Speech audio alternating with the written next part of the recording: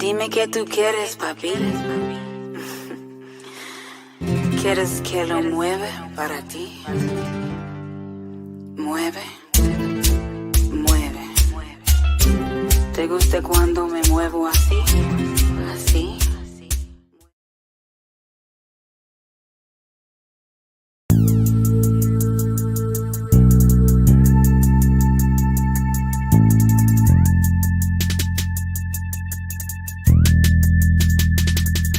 Thank you, God, for this day. We have lived everything in our life, our health, our family, the guidance you have given us, allow us guidance to the path of righteousness. Amen. Really, I'ma get that bitch. Revenge is a dish best served cold. She took my son, now my soul is cold. He took my daddy, now my soul is old. Yeah, man. That's hot shit right there, man. So what we gonna do? We gonna dub? King Chaka NT. Y'all can check out the music on Spotify, Apple, and other services.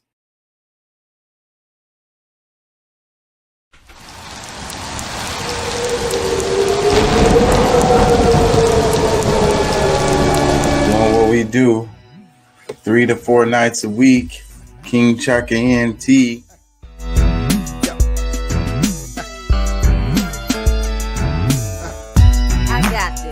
From the she starts seat. shooting. Ow!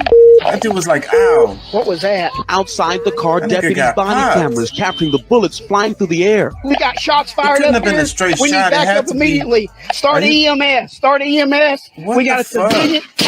We got a civilian hit. The deputy. Looks like we got us another hit. Hey, how y'all doing out there? How y'all feel? Remember, an educated public cannot be controlled. Learn to be active. The views and events expressed here are totally whacked and are not necessarily the views of anyone. Y'all feel good?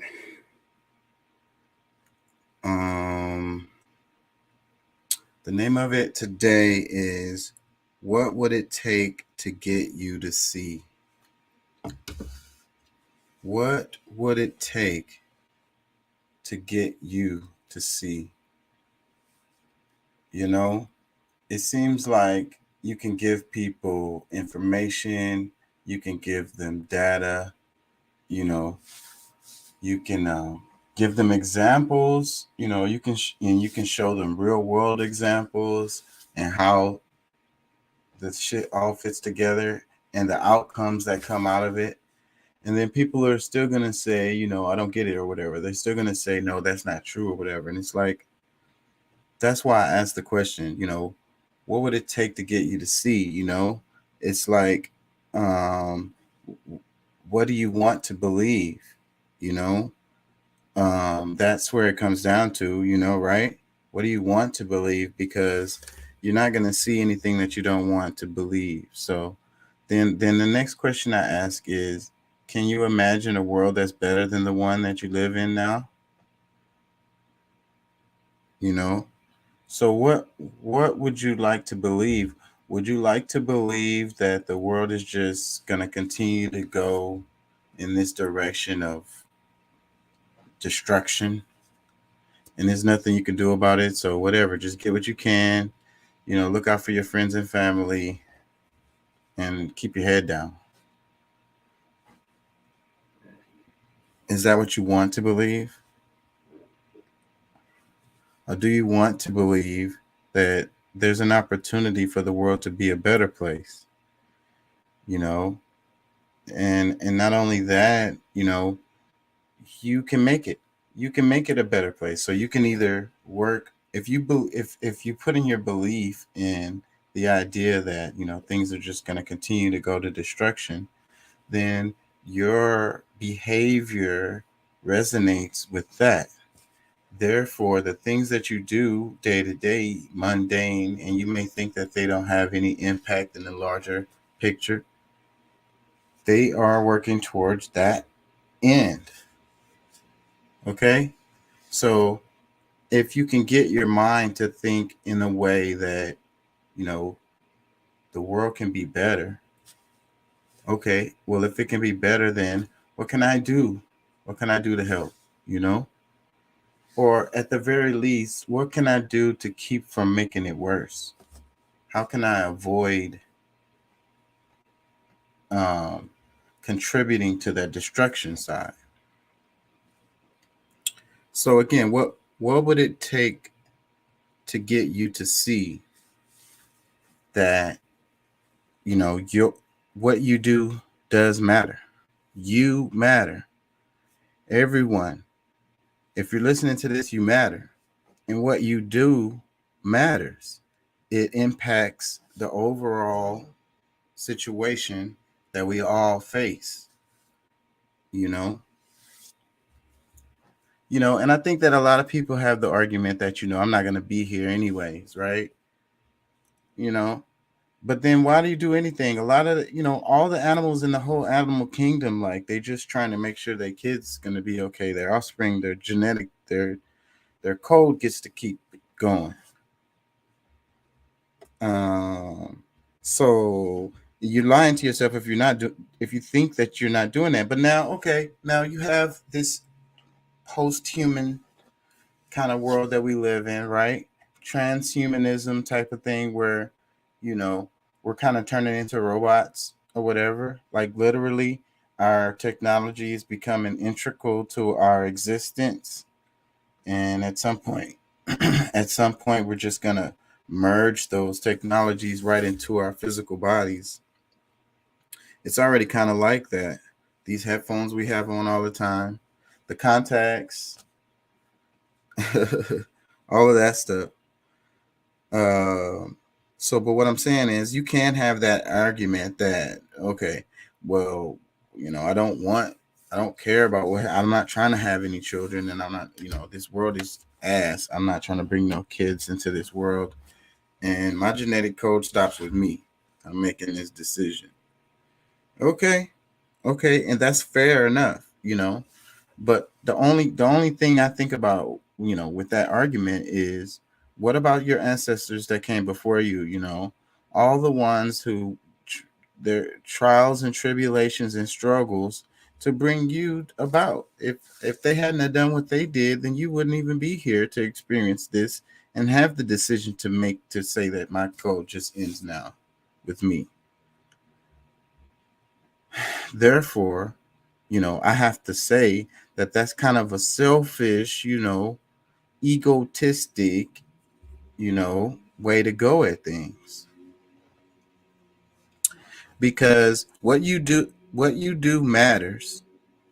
And the reason why what you do matters is because we're all connected. And everything is laying on top of the work of the people that came before you, And the future will be the work of the things that came before you and what you've done. And it's going to culminate into the experience that we all experience as humans on the planet, all together as one. This separatism, this separate way of thinking, this individualism, is destroying the world. We talking about um, uh, fossil fuels or whatever. We talk about the plastics or whatever. The emissions. The what do you call it? The freaking food industry.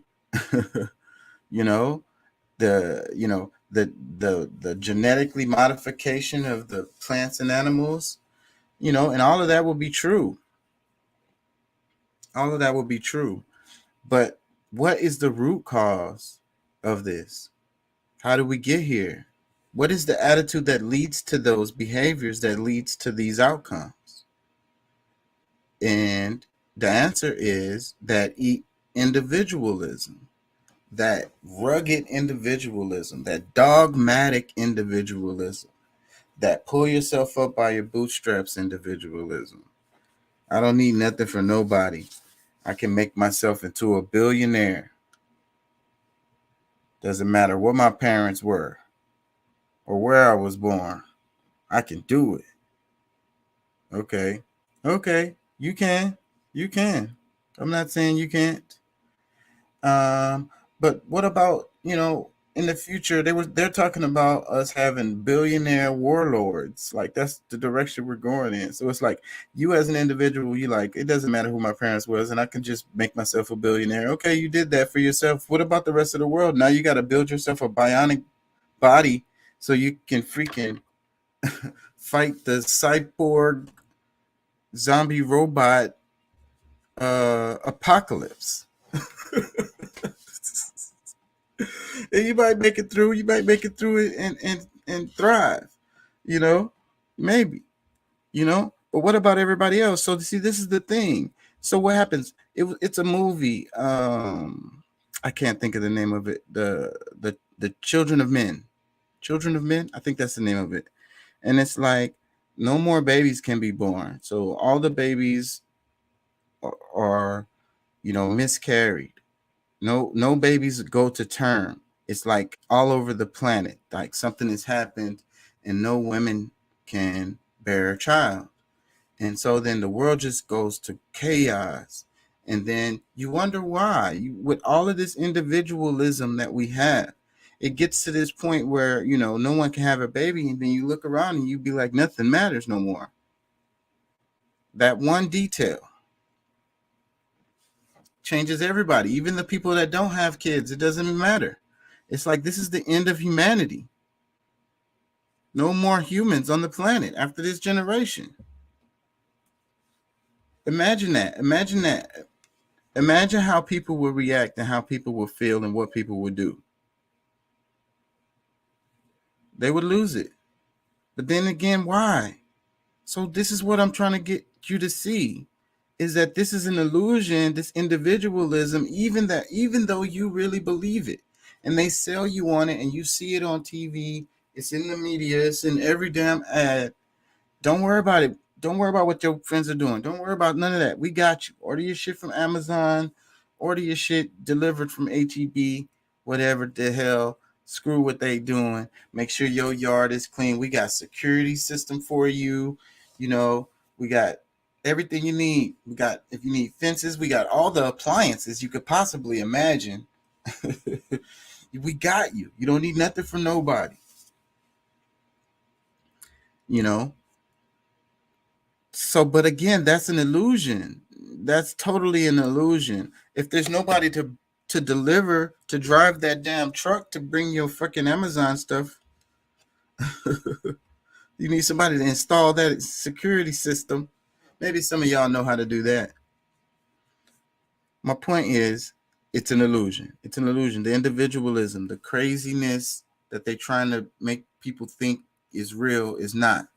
And we're not separate. We're all together. We're connected. So what happens on one part of the world affects what happens on the other part of the world. There's no escaping it. You see how the planet is, and you got these continents floating around, and then you got, it's really an ocean. The whole thing is an ocean. So you know that if there's like understanding tsunamis and so forth and so on, it's a freaking earthquake or a mountain slide or freaking collapse mudslide or something, or way over here, the damn tsunami hits somewhere way the hell over there. And you're like, we're not the ocean, but we live on this planet. We live on the earth. The earth is basically one ocean, and the humans are one species. And we're all connected, even though it's all over, we're all over the planet, we're still all connected. So what would it take to get you to see that that's true? What would it take to get you to see that you could be wrong about this, that, and the other? Some long-held belief that you've been holding on to. What would it take you to get you to see that someone lied to you? What would it take to get you to see that you have been abused physically, mentally, emotionally, financially by this system that we live in that doesn't have to be this way, that somebody else set up for you? They decided what your life was going to be like. And then they told you a lie and you took it in.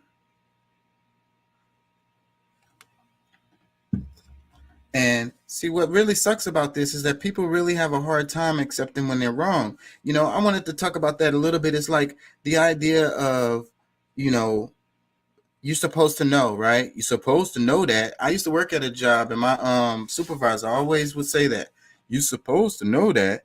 And it's like, that's the attitude that people have, right? That's the reason why when it comes up in a situation where it is something that they don't know, they're embarrassed and they pretend that they know.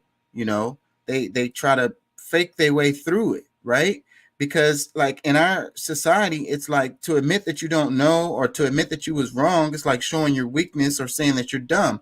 And it's the first thing that people want to say is like, you dumb, you know? And that's what makes people have this defense mechanism where they pretend that they know what's going on so that people won't say that they're dumb. So, but then what is the result of this? What happens? What happens when that person pretends that they know about something and they don't? What happens as time goes on? They continue to not know that thing. And then we have more and more and more people, even the supervisor, everybody in that situation, everybody in that room could have not known. And everybody was pretending that they knew, but they didn't because they didn't want to look dumb. They didn't want to get made fun of, right? So then what happens? This is arrested development. That is the case of the humans right now. We are in arrested development. We can't move forward because we can't admit that we don't know.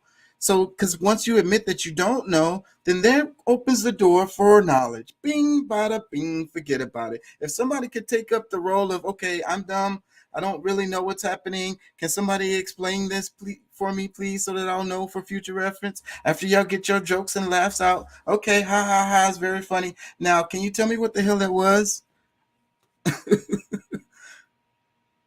Who has the nuts to do that? What would it take?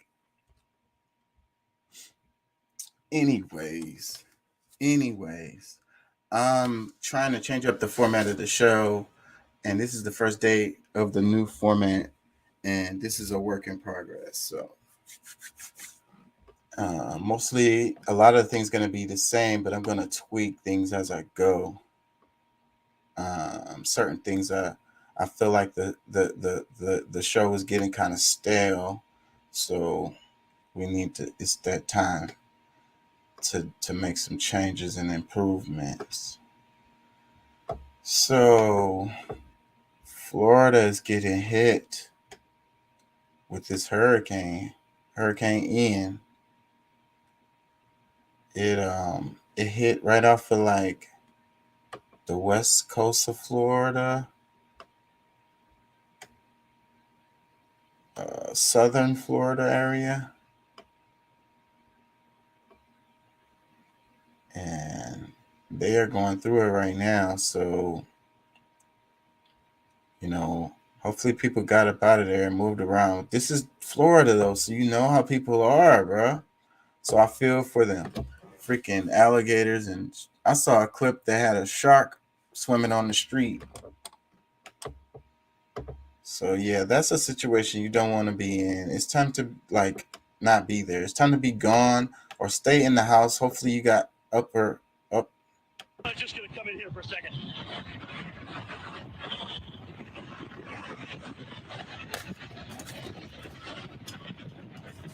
Give me a second. Jim, you all right? I'm all right. I'm fine. I'm fine. You just can't stand up.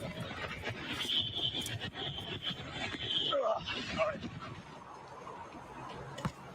Well, we're happy to report that Jim is okay, and we spoke with him earlier from Punta Gorda.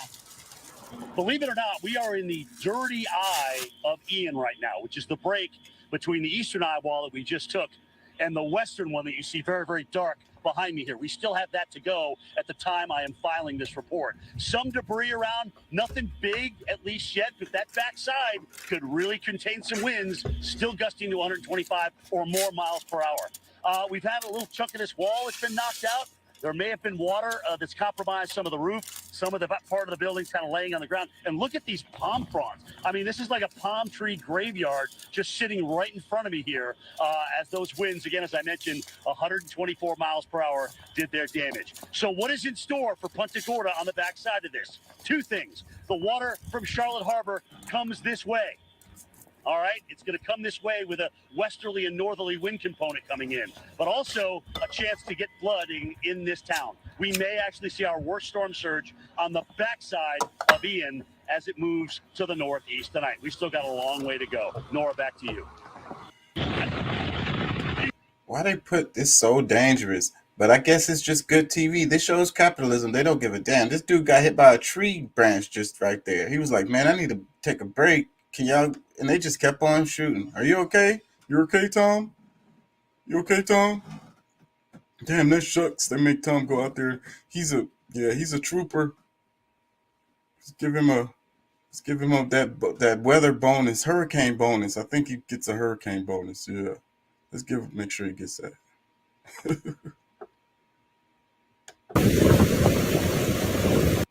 It says Florida man rescues cat from Hurricane Ian's floodwaters.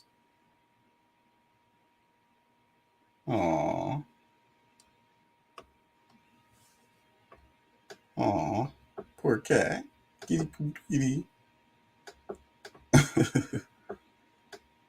Yeah, man. Nah. Thoughts? Y'all send y'all good intentions out to the people in Florida, because some people out there are really going through it right now. Older people that can't move around as much, probably just hunkered down. Hopefully they're on higher land, I saw that storm surge. It came in there. It's a lot of water. It's the water. It's the storm surge. It's the flood that's really dangerous. I've been through a lot of hurricanes, and usually like the initial, if the wind causes damage, but usually doesn't kill a lot of people. But the freaking water is what it just, first off, it just destroys everything. But it kills people because people, they get stuck. That's what happens. You get stuck in it and you're screwed. Like, can't nobody get to you and you can't get out. So, that's what gets you.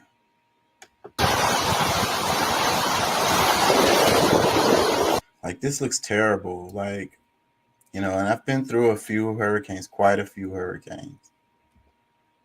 They're all scary. Like, you can't downplay that shit. If you ever been through one hurricane, like, bruh, y'all might be like, okay, yeah, we've been through them and it was just a bunch of rain and it ended up being nothing.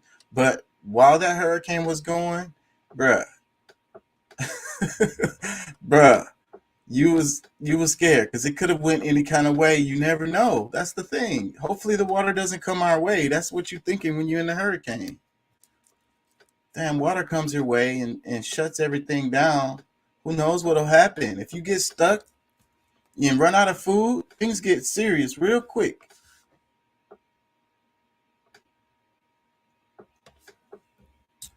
Anyways, what's his name from the Rational National was talking about it. So let me play some of his clip, because it's kind of fucked up that they be putting them out there like that too.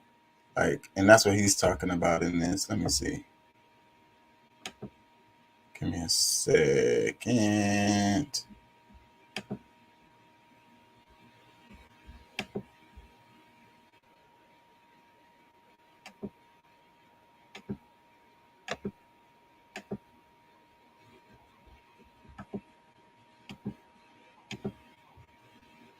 Thought it was a brilliant idea to ask their employees to come to work today. I'm going to get to how insane that story is and the fallout from that once that news went viral. But I'll also get to a lot of video from this hurricane as well to show you how devastating this thing is. First here, a bird's eye view of this. So as Dean Blundell writes, Hurricane Ian is half the size of Florida. When the storm gets so bad that the red turns black, this thing is serious. And taking a look at the size here, look at how massive this thing is. Jesus. From Jeff Baradelli here says 1 mile per hour shy of a Category 5 hurricane. Only 4 U.S. storms have made landfall that strong. It may be taking a similar track to Charlie, but it's no Charlie. Ian's eye is 40 miles wide. Hurricane winds are 75 miles wide. Dwarfs Charlie's 5 mile eye, and 30-mile hurricane winds. So yeah, quite a difference there from a 40-mile wide eye to a 5-mile wide eye. This is a massive storm. It's going to cause all sorts of damage. Here is a prediction map showing the kind of flooding that you should expect. So from Evan Fisher here, I can't overstate how serious the storm surge threat is in Southwest Florida. Ian will drive deadly surge into Cape Coral and Fort Myers, placing much of the area underwater. If you live near the ocean in a surge zone, this is your last chance to leave. So I'm going to show you a bunch of videos now. And I also saw, by the way, maybe if I can find this, I'll include it. People trying to swim as it was hitting. There was someone else on a Sea-Doo, someone else in their boat. I don't know where those people are now. I don't know if they were able to leave before before landfall actually happened. But some insanity out there. I don't understand how people are this crazy with this shit. But let me show you a collection of clips here from this hurricane hitting Florida. It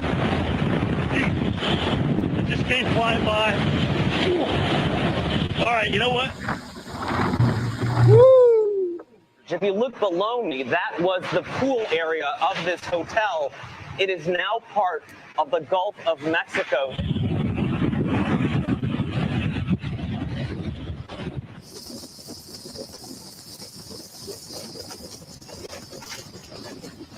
Steph, you're in that wall, though. There's 3 boats. No, there's 4 boats. 4 of them. 4 boats. Holy crap. You know what? And you see, things have really gotten pretty rough here. And You just can't stand up. All right. I'm letting you guys look at the pictures, okay? All right, so I'm going to get some more context on that door clip at the end of that. And of course, I'll get to the story about the employer in a minute here. But first, I don't know how these storm chasers, these journalists, whatever you call them, these people out in the storms on these cameras, how do you keep doing this? Are they making you do this? Do you want to do this?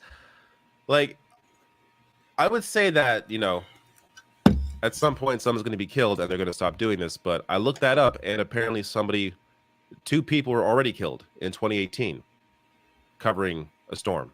And it happened even earlier, I believe, even years before that. So people have died doing this, yet they still feel the need to have these people on television risking their lives just to be in the middle of this hurricane.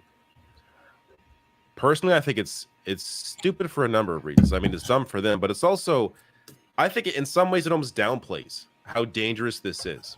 If you have these people out there in the middle of the storm, it sort of opens the idea up that actually you can totally survive this, and you should be fine to stay home. It's okay to be in the storm, because these storm chasers, these journalists go down there all the time to cover this, and they're fine. So I just think all around it's a dumb thing. But on that door, because I just thought, you know, that was a quick clip. Maybe you want a little explanation here. This is from Alexis. Door buckled from the water pressure in Naples, Florida. This happened to my husband. He is okay, lost his shoes. So just if I could slow it down here, just run this timeline. Look at this thing. The surge hits this building, and this door just collapses right in. Absolutely solid wild. ass door. One more video from the storm before I get to the story here. So this is from Mike Betty's. First person view of storm surge. This camera 6 feet off the ground on Estero Boulevard in Fort Myers Beach, Florida. So I'm showing you this. I'm going to compare it to what this place normally looks like. So here is this area here. This is how it normally looks. So yeah, this place now completely underwater, and that's how it is on a normal day. But not too bad to work, right? you can still come to work. So this from Vice News. Company asked employees to bring family and their pets to office to work through Hurricane Ian. So I'm just going to get to the source of the story here, since he's the one that makes up the majority of this piece.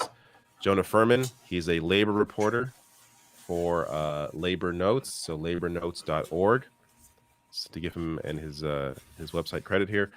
So he broke the story. Employees at marketing firm Postcard Mania in Clearwater, Florida, are not only being asked to work through the hurricane, but are being told to bring their kids and pets to stay at work overnight so as to continue to service our national clients. This is, I was going to say insane, but this is capitalism at its finest. This is what happens when you have people running companies who really do not give a shit. And in most cases, that is most companies, at least larger companies.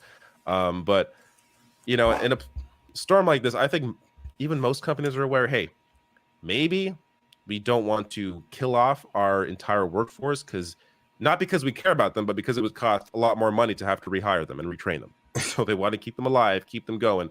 But this place thought, you know, let's just downplay the entire storm, not worry about it.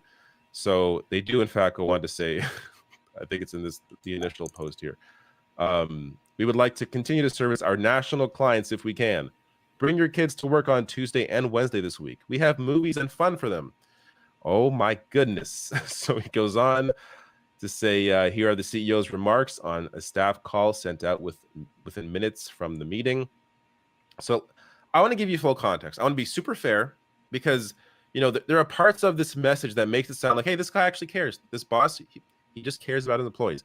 But then, you know, he'll throw a thing in to make you go, wait, is that what this is really about? So let me just read this for you. He says, hi, guys. Can you hear me? I'm going to try to talk like a cool CEO who wants his people to come to work during a hurricane. Hi, guys. Can you hear me? Say hi. Say hi to Danny. We're driving. Here's the deal. I guess a hurricane is coming. I've lived in this area for 33 years now, and the media always makes it a lot worse than it has ever been. Obviously, we have to plan for a disaster and hope for a nothing burger. Every single time we plan for a disaster, it's always a nothing burger. So if it's super windy and you feel uncomfortable driving across the causeway, then we'll figure out how to get you to work from home. But I'm not afraid of this thing personally. If you're new to town and you're like, oh no, it's a hurricane, it's not going to be that bad, I promise. It's not going to be that bad, I promise. But there are evacuation areas. Even Zach's apartment is an evacuation apartment, and he's up a giant hill from the water. Nothing is going to happen over there. I live one down block from the water, but high up on a bluff. My house was built in 1925, and it's still standing. So here's the thing. If you want to leave your home and you're being told to leave your home, and you feel like you should, and you have no place to go, PCM is probably the safest place to be in Florida. Anyway, bring your pets, bring your kids, bring everybody to PCM, and Jason can start blowing up those air mattresses if we need to. Been there, done that. It's going to be fine. Obviously, you feeling safe and comfortable is of the utmost importance. But I honestly want to continue to deliver, and I want to have a good end of quarter. And when it turns into nothing, and I don't want... I don't want it to be like, great, we all stopped producing because of the media, and maybe that it was going to be terrible, so let's see. I think it's maybe going to be bad on Wednesday afternoon. It's not going to be nearby until then. Let's just keep track of it, and we'll keep you informed. We keep looking up every 5 minutes at the models to see what's going on, but I think it's going to be a nothing burger like usual. Crossing my fingers because that's what I'd like. Anyway, raise your hand if you're scared of the hurricane. It's really not going to be that scary. But if you're scared, I understand. I also understand why you're not raising your hand because I just said it's not going to be nothing. Sorry. Because I said it's going to be nothing. Honestly, if you don't want to drive over the causeway because of the wind, I understand. But I don't think it's going to be a big deal. So have a wonderful rest of your day. Have a wonderful rest of your staff meeting. I'm going to get off this Zoom and then click the link so I can watch the staff meeting. Bye, guys. Wave at me. Oh, you're so nice for waving. Those of you that did, love you. Bye. Okay. Love you. Bye. God. All right. Bye. So, look, I wanted to read this entire thing because this is how they do it. This is how they make you feel that you're being taken care of, that they really care about you. Oh, we want to have your family. It's going to be a fun time. We're all a family here. We'll take care of you. It's going to be a good time. And then he throws in a line like, well, I really want to hit these. I really want to have a good end of quarter. Like he sneaks that in there because that's him. That's a crack in the armor for a second. That's a little crack in the facade, showcasing what this is really all about. It's about him wanting to hit or have his good end of quarter. That's what all of this is about. Otherwise, he'd be like, your family comes first. Make sure you evacuate if you're being asked to. Hope you're all safe. Have a good few days. And hopefully it isn't a big deal and come back at the end. Don't worry about it. We're going to cover you. You'll be fine. But that isn't the message here. The message is I want to make end of quarter or have a good end of quarter. So please come to work. Now, after this story went viral, Paul Blessed here saying after these tweets went viral, the company reversed course and said they'd close the office Wednesday and Thursday. But employees I spoke with said they're still expected to hit 40 hours of work this week. What if their power goes out, I wonder, which is very likely. Jonah Furman here also updating saying, but the company still says if someone can't work from home because of power outages, they don't get paid. So there we go. Just answered the question. Cold-blooded. Man, that dude sounds like a douche from that email. Bruh, sounds like everybody's boss. Let me read his caption. He says, coverage of the powerful Hurricane Ian, including story of CEO of Florida-based Postcard Mania, a postcard marketing company who asked his employees to come to work during the Category 4 hurricane. Then the story went viral. I'm glad it did. I hope he becomes famous. Let me read some comments. It says, this is why unions were created and are vital. CEO richer versus dead employees, no contest. Telling you, man, do not care at all. Talking about love you, bye.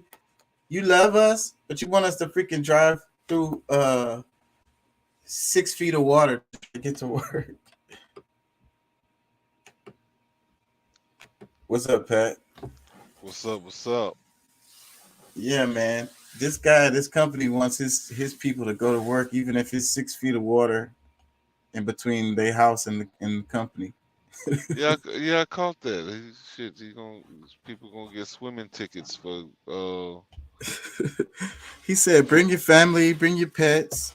You know, the job is the safest place to be anyway. So you might as well come here, and then you'll be safe, and you can do some work. You know, it's a win-win."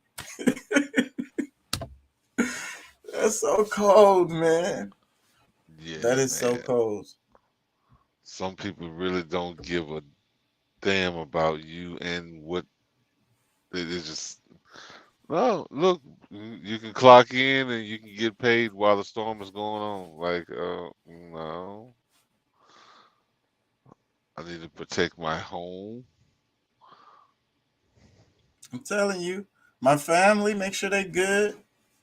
You know, I might want to just leave. Like, I might just want to take me a little trip right now. This might be a good time for a short vacation. Potentially, but if I didn't tell you before, boss, I hate my job, and I don't want to be here. And I especially don't want to die to and be away from my family and die. Die away from my family and shit for this job. Like, no, that's not what I want to do. If we finna die, we dying together. Shit. And then I'm miserable when I come here. So you want me to bring my family and my pets? Like, you want me to bring everyone in my home to be miserable along with me?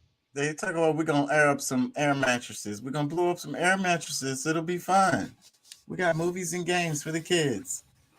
That should sound like a concentration camp. Yeah, it must be some desperate times at this business. I think it just, I don't think so. I think it just shows how they are all the time. You know, hopefully it just, for them, the way they're looking at it, hopefully it just blows over. It's not a big deal, and we can still get some productivity out of these. These assholes. These worker bees, you know. Yeah, these fucking dummies that had no better place to go than back to work. Let me read a couple comments. It says they need to have laws against companies putting staff at risk like that. Another one, it says it's not just late stage capitalism, it's Floridian late stage capitalism. Damn. Did you see the videos of like it was some kids out there playing? The damn storm surge was coming in, and there was some kids out there playing in the damn water. I was like, what the hell? This is Florida. But I ain't gonna lie. Being in Texas, you know, I've done it too as a kid. Like the damn storm was like the eye of the storm is like I can see it from the. It's say, bro, like you just got to think about some of those storm chasers that like this is their thing. Like they're in the midst of all of the bad weather. They're looking at it from a distance. They're analyzing it. They're doing all these different things, and you know, and actually seems like they're having a great time doing it. While people are inside, scared as hell, thinking that today might be their last day, and this, that, and the other. Like these people really living it up. I don't know. I mean, I guess there's different ways to look at it. You know. Let me read a couple more. It says that red shirt guy saving a cat from the hurricane always makes my day even more. Yeah, that was nice. Let me read this one. It says, you know, if a CEO vanishes during a Category 5 hurricane, I doubt anyone would notice. That's an interesting comment because, right, the guy who's supposed to be the main guy who really freaking matters, and they're saying if he vanishes, nobody would notice. And I think that would be the case. Everything would just continue on just like it was. Like he could probably just send some emails from wherever the hell he at.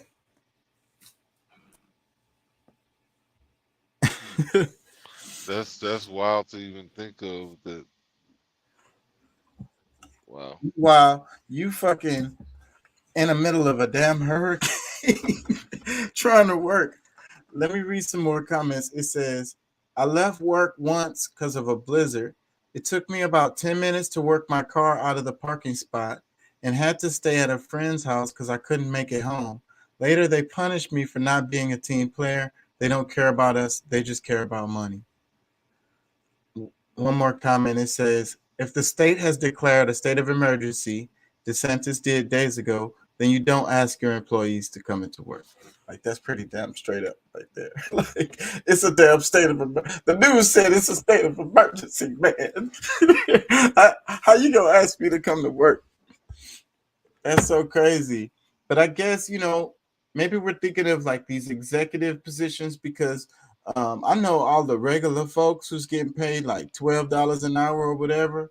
I mean, like that's not even, they're not even gonna even like, they're not gonna begin to even entertain that idea at all. But at all. But the executive people who work on their computers, the people who kind of like the main folks, the ones who really keep shit moving, a lot of them may feel compelled to want to work, you know, because they know that what they do is important and it'll keep shit, especially if whatever business it is, it will be related, you know, affected by the hurricane in some kind of way, or they could do things to maybe protect their assets and what they're going to do afterwards and assess damage and all of that shit while it's going, you know, real time data. So you think the VPs and the, you know, the people, office workers, are the ones that keeps things going? No, the workers are what's most important, but you have those key players who these are usually not the CEOs, they're other people.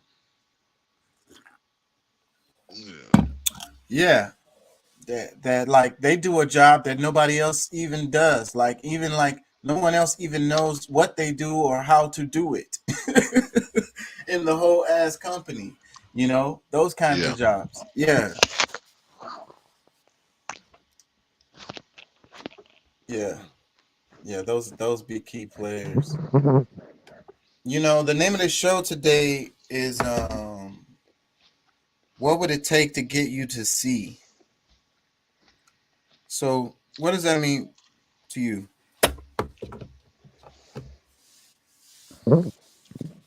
I don't know. There's so many people I would love for them to be able to see half of what I see.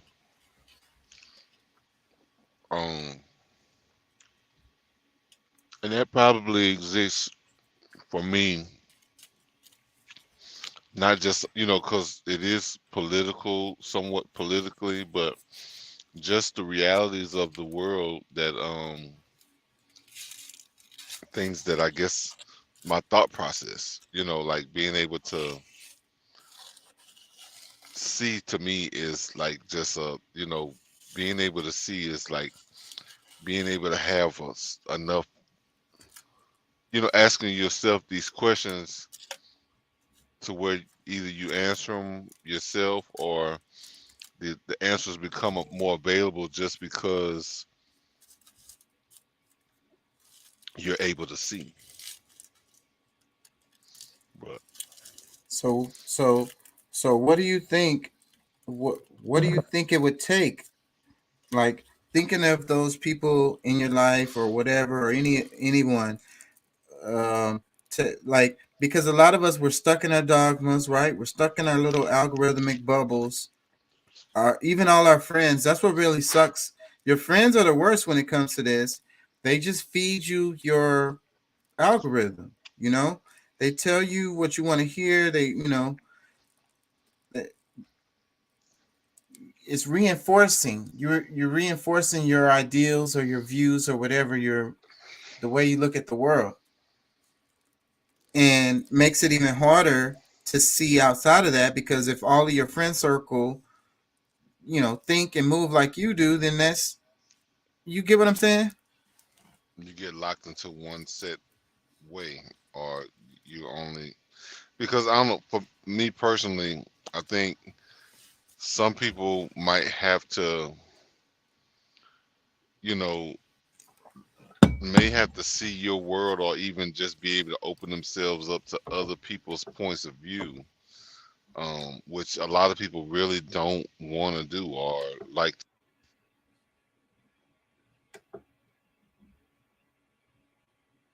What happened? I can't hear you. You're mute. You're muted.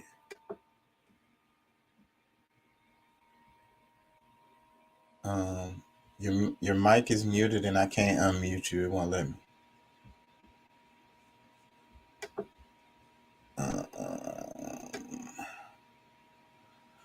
I sent some videos this week, but I freaking lost the damn thread, and I don't know which ones they were. But I saw this damn video about sound. How's it go? Which one is it? The dark side of the Kundalini. That was good too, but that's not it. Where is it?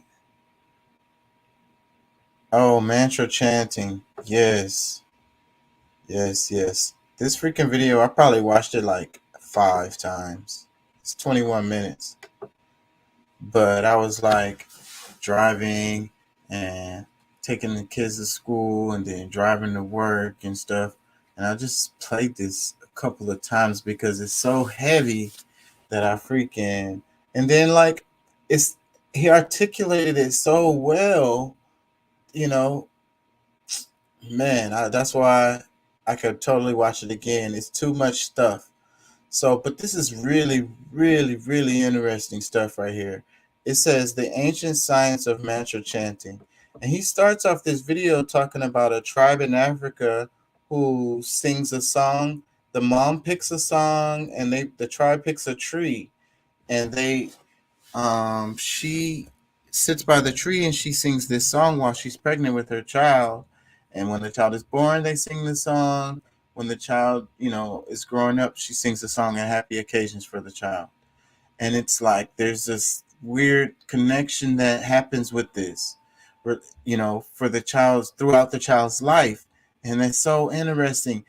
And when he talks about how like the sound, like language without meaning, that's one of the part that really freaking made my mind think heavy. It's a language without meaning. Like the words don't have the sounds don't have meaning, because it supersedes our comprehension of the regular world. Like thinking of, it's the idea of God, right? And then you think about God, and it's like we think that we can imagine what it would be, but this is saying that you can't. It's outside of your comprehension completely, so you can't even begin to.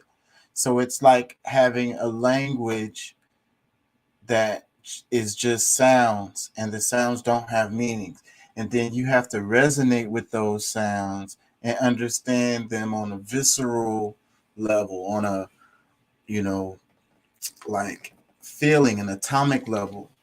You absorb it. He was saying you become it, and that's how you understand. Heavy stuff, man. I think I want to read. Yeah, let's read the caption first. It says, mantras in Eastern Vedic tradition are the cryptic verses that millions of people chant every day as a ritualistic practice. They are often mysterious and enigmatic. People generally chant these hymns without understanding their meaning, but that is really insignificant, because the truth is the power of the mantras lies not in the meaning, but in their sound. It is the very act of chanting that bestows power on these sacred hymns. Mantra literally means an utterance. It is the sound or syllable, according to Sadhguru, one of the most renowned modern day practitioners of mantra yoga. Mantras are impulses or rhythms of the consciousness. They create vibrations in the spirit. Their effects, influence, method, and mode of working are all a mystery. Modern science to seize the whole of existence as reverberations of energy at different levels of vibrations. If there are vibrations, there are sounds. That would mean that the whole existence could be understood in terms of sound too. Vedic science looks at the universe and human existence as a big amalgamation of various levels of sounds or mantras. Among these multiple sounds, some are identified as the key sounds. If you can identify them and master them and absorb them into your daily life, they will become your keys to opening up a higher level of consciousness within you. This is the rationale behind the secret science of mantra yoga. And this goes on. Let me read some more. It says, mantras originated with the great ancient teachings of India called Vedas. The Rig Veda, the oldest and the most central Vedic text, contains most of the mantras. According to David Frawley, the great scholar in Vedic literature, the Rig Veda is fountainhead of Vedic science, the ancient spiritual science of the Himalayas, from which such systems as yoga, Vedic astrology, Yodish, and Ayurveda, traditional Indian medicine, arose. It is the basis of the Sanskrit language and culture. It is also the oldest book in any Indo-European language. There is a general recognition that the mantric or sound power of the Vedic chants in the Sanskrit language is the most sacred and mysterious power that human language has ever achieved. According to the Vedic tradition, the mantras have their origin in Lord Shiva himself. Om Swami recounts a story about it in his book. Out of compassion for all living beings across the universe, Bholanath, that is, Lord Shiva, merrily raised his damaru or drum and began playing it.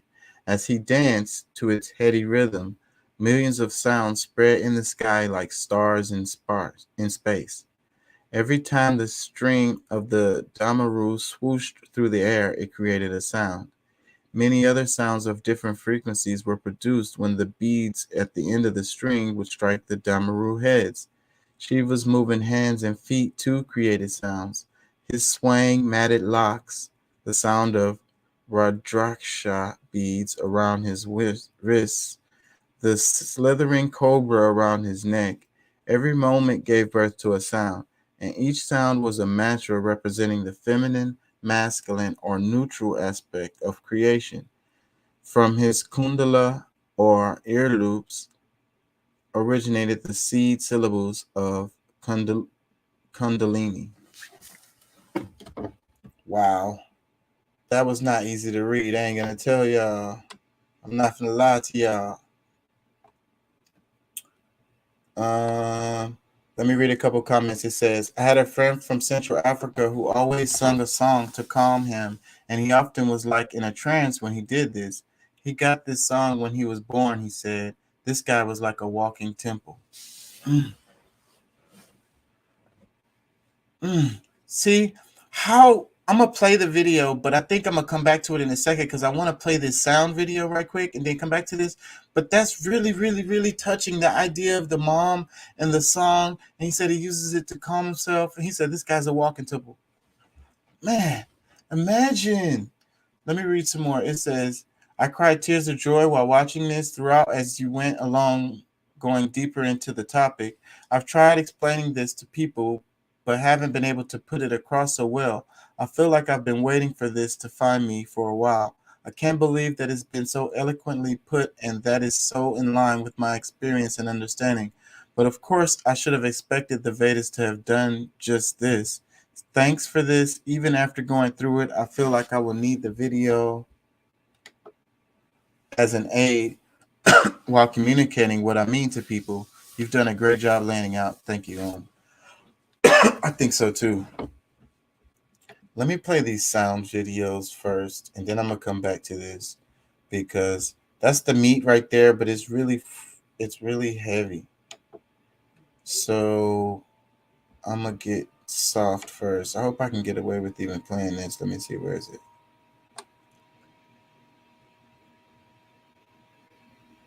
Yeah, seeing sound.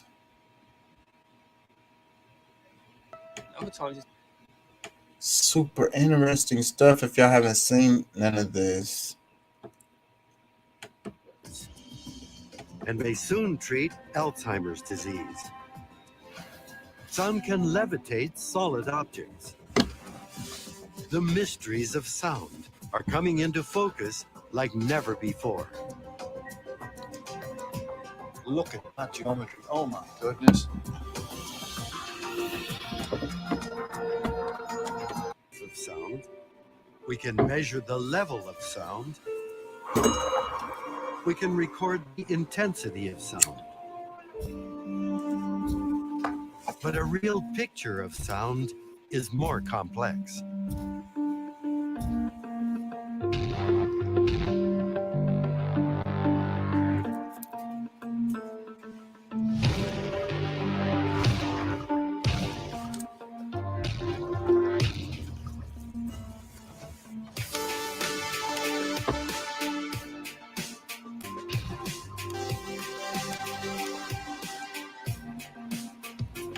With the violin bow, you see a beautiful star appears on the plate. Now, that pattern that forms is basically the sound made visible, and it's kind of magic. And now what happens when we make this plate vibrate from an electronic piano?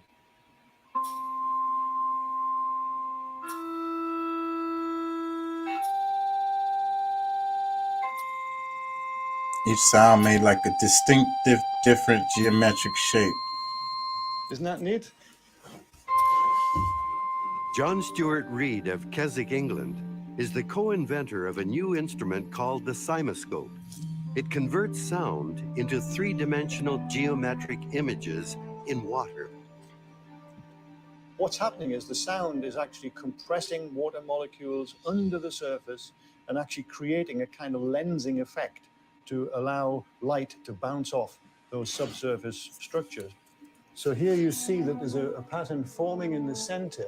If I put my finger in, you can see what happens, that it actually disturbs the pattern completely. The pattern's now gone, it's gone into chaos. If I take my finger out again and leave it for a second or two to restabilize, you can see that the pattern starts to come back again. So that's really interesting, isn't it? Here we have the beautiful song of a humpback whale.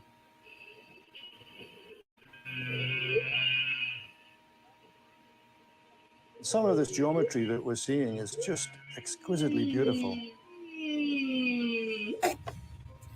When we look at some of the other Cymoscope images, we are seeing so many forms that resemble early life forms in the ocean. The Cymoscope may someday help us determine whether this is just a fascinating coincidence or new evolutionary biology. Interesting, right? So it's like God creating the universe and it's sound. And that's why I always go back. People like to use the Bible. In the Bible, it says, God said, let there be light. So it's the point of him saying it. That's the point. And that's the sound.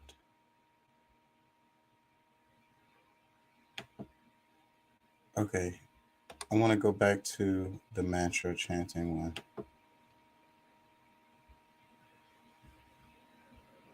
The secret science of mantra chanting.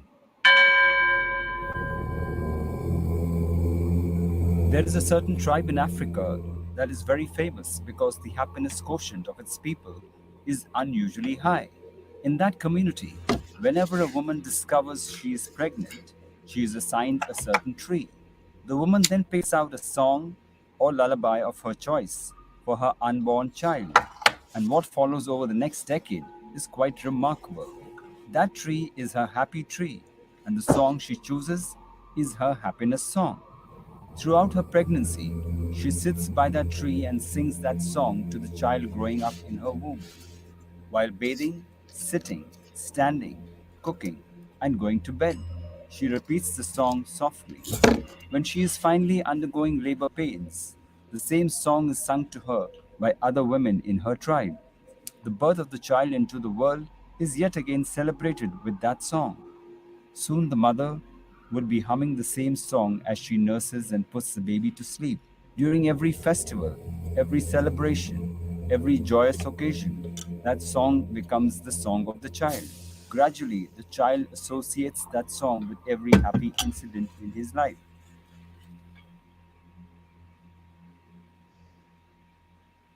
After all, so many happy memories from long before he was born spring from that song. And this is where things get interesting. Now, whenever the child, who may be a young man by now, is depressed or faces challenges in life, he just sings his song. The sound of that song evokes positivity and strength because that is his happy song. Subconsciously, his mind swells with beautiful memories and a lot of happiness because this song was uttered during countless happy moments from the beginning of his life. The song is now inseparable from him. This is mantra sadhana. What do you think about that? You there, Pat? I'm here. I'm trying to kind of figure out what I am watching. They're talking about how this mother chooses a song, the tribe chooses a tree, and she has a tree and she has a song. She sings this song when she gets pregnant, and she sings the song to the baby, throughout the pregnancy. And then when the baby is being born, the other women in the tribe sing the song during the labor, during the childbirth. And the mom sings the song during happy occasions or whatever, when the child is growing up. So then they're saying, like, so when the child grows up, when they are feeling, depressed or down, they're in a stressful situation, they sing that song, and it resonates something within, like, their soul, their spirit, their energy. It changes their vibration. Yeah. So what do you think about that? Sounds like nature at play. I mean, I guess there's always been different rituals that we've done, but I mean, if this one is like correlating to the life, because I mean, I'm gonna assume that because of this tree, the the different aspects of what this tree means this song and all of the words and everything that this song means contributes to the child, the life of Yeah, the child, the long life of the child, the health of the child, the yeah. maybe But like except what they're saying is the words don't matter. It's more about the tones, the frequency. the frequencies, the vibrations. The words don't even really matter, is what they're saying. The I can meaning of them mean nothing. I can see that. Because I mean, really, I mean, we make up what these words mean. A lot of times they do match up to the tonality and spirit of that vibration. So to some extent, I would say that it does, but at the same time, I can see why it it doesn't matter as much as the frequencies that it actually that you emit because intention means a lot. Like I mean, your thought process and when you say these words and all that's really the frequency. That's really that tone that's you're passing on to that vibration that you're trying to pass on into the atmosphere, into this child, into whatever it is that you're trying to influence at the time. And did you catch the earlier part where it was the vibrations on the water and how like they put the sand on the metal thing and played it and it made them No, geometric shapes? Have you seen that before though? Where it's like the I didn't see it. vibrations. I didn't Yeah, but see it. yeah.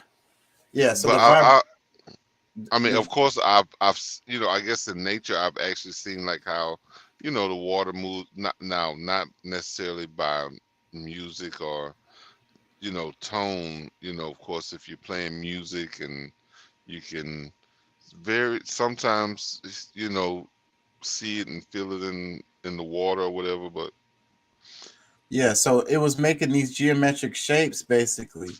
The vibrations on the sand or the water, it would cause these geometric shapes. And they were talking about how they're learning how to use it. They may use it to burn away cancer. They're talking about levitating solid objects. So that part really made me think because I'll be thinking about the tuning fork and the ancient Egyptians and how how some of this stuff was built that they have a hard time understanding. I think that's the answer right there. It's a tool that they just don't understand how to use, you know, and it a has to do tuning with fork. it has to do with vibrations and tones. Well, usually the tuning forks that I know about, I mean, when you tap them, they pretty much hit that vibration in which they were meant to hit. Like, you Right, know, you're trying to get it to be on a certain frequency, and that's why they call it a tuning fork because it'll get the other stuff around it into that um, same vibration, frequency. same. Yeah, that vibration frequency or whatever. But yeah, but no, I'm saying, like I said, most tuning forks that I know they're already set at what that vibration, whether Exactly. it's That's my point. And so if you have, and you can make them different, right? You make them all how you want them to be. So then you know the frequency of this stone or whatever, the vibration, the specific vibration of it or whatever, then you use this tuning fork to freaking levitate that hoe. hmm. Well, um, I don't know if the tuning fork itself, but like I have heard of, like, let's just say you take, like uh 10, 20, let's just say like you got a tribe of people and they have something just as simple as the drum, and they're taking that drum and they're all on beat. They're all giving off the same resonant, you know, frequency. You can make things, you can lift things and make them move based on that vibration that those drums are making. Yeah. So So that's what not, I'm thinking. Yeah. And yeah, then along with the voices, so using like what we're talking about here is the chants, the mantras and stuff like mhm. Om, and it's like the monks chanting all together, and that's another thing. So I believe it's the same thing. We're talking about, it's all the same thing basically. You know what I mean? Whether you're using the drum or the tuning fork or voices or maybe a combination of all of them to get these vibrations to match certain frequencies so that you can accomplish certain goals. Yeah, well, I mean, because I guess I haven't seen the tuning forks used outside of trying to get, like if you're, Yeah, I'm you know, speculating. I'm speculating with that. It's just an idea that I have related to the Egyptians. okay, yeah. No, I mean, like I said, I mean, maybe there's something that I don't know about, but basically, the tuning forks are mainly used to help you get yourself in vibration. You can, you can tap them and put them on your body where you want them to give that certain vibration if you're looking for healing and within your organs, or just you can take a pair of headsets, like some headphones, tap your tuning fork and put it on the headset, and then you can hear that vibration come through the headphones, to where that's you're tapping into that one frequency. So I mean,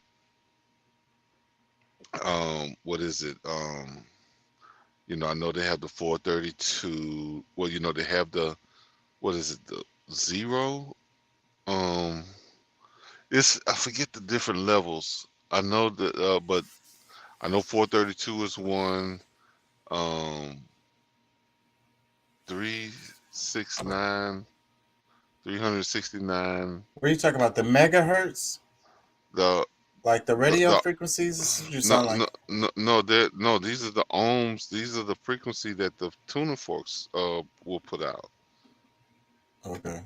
Yeah, they have the 999. Like, I mean, there's different levels of those frequencies that each tuning fork can put out for each, whatever they're made for. Like, it's not like one tuning fork that hits all these different tones. Yeah. They're specific to that, that one frequency. Right. Yeah.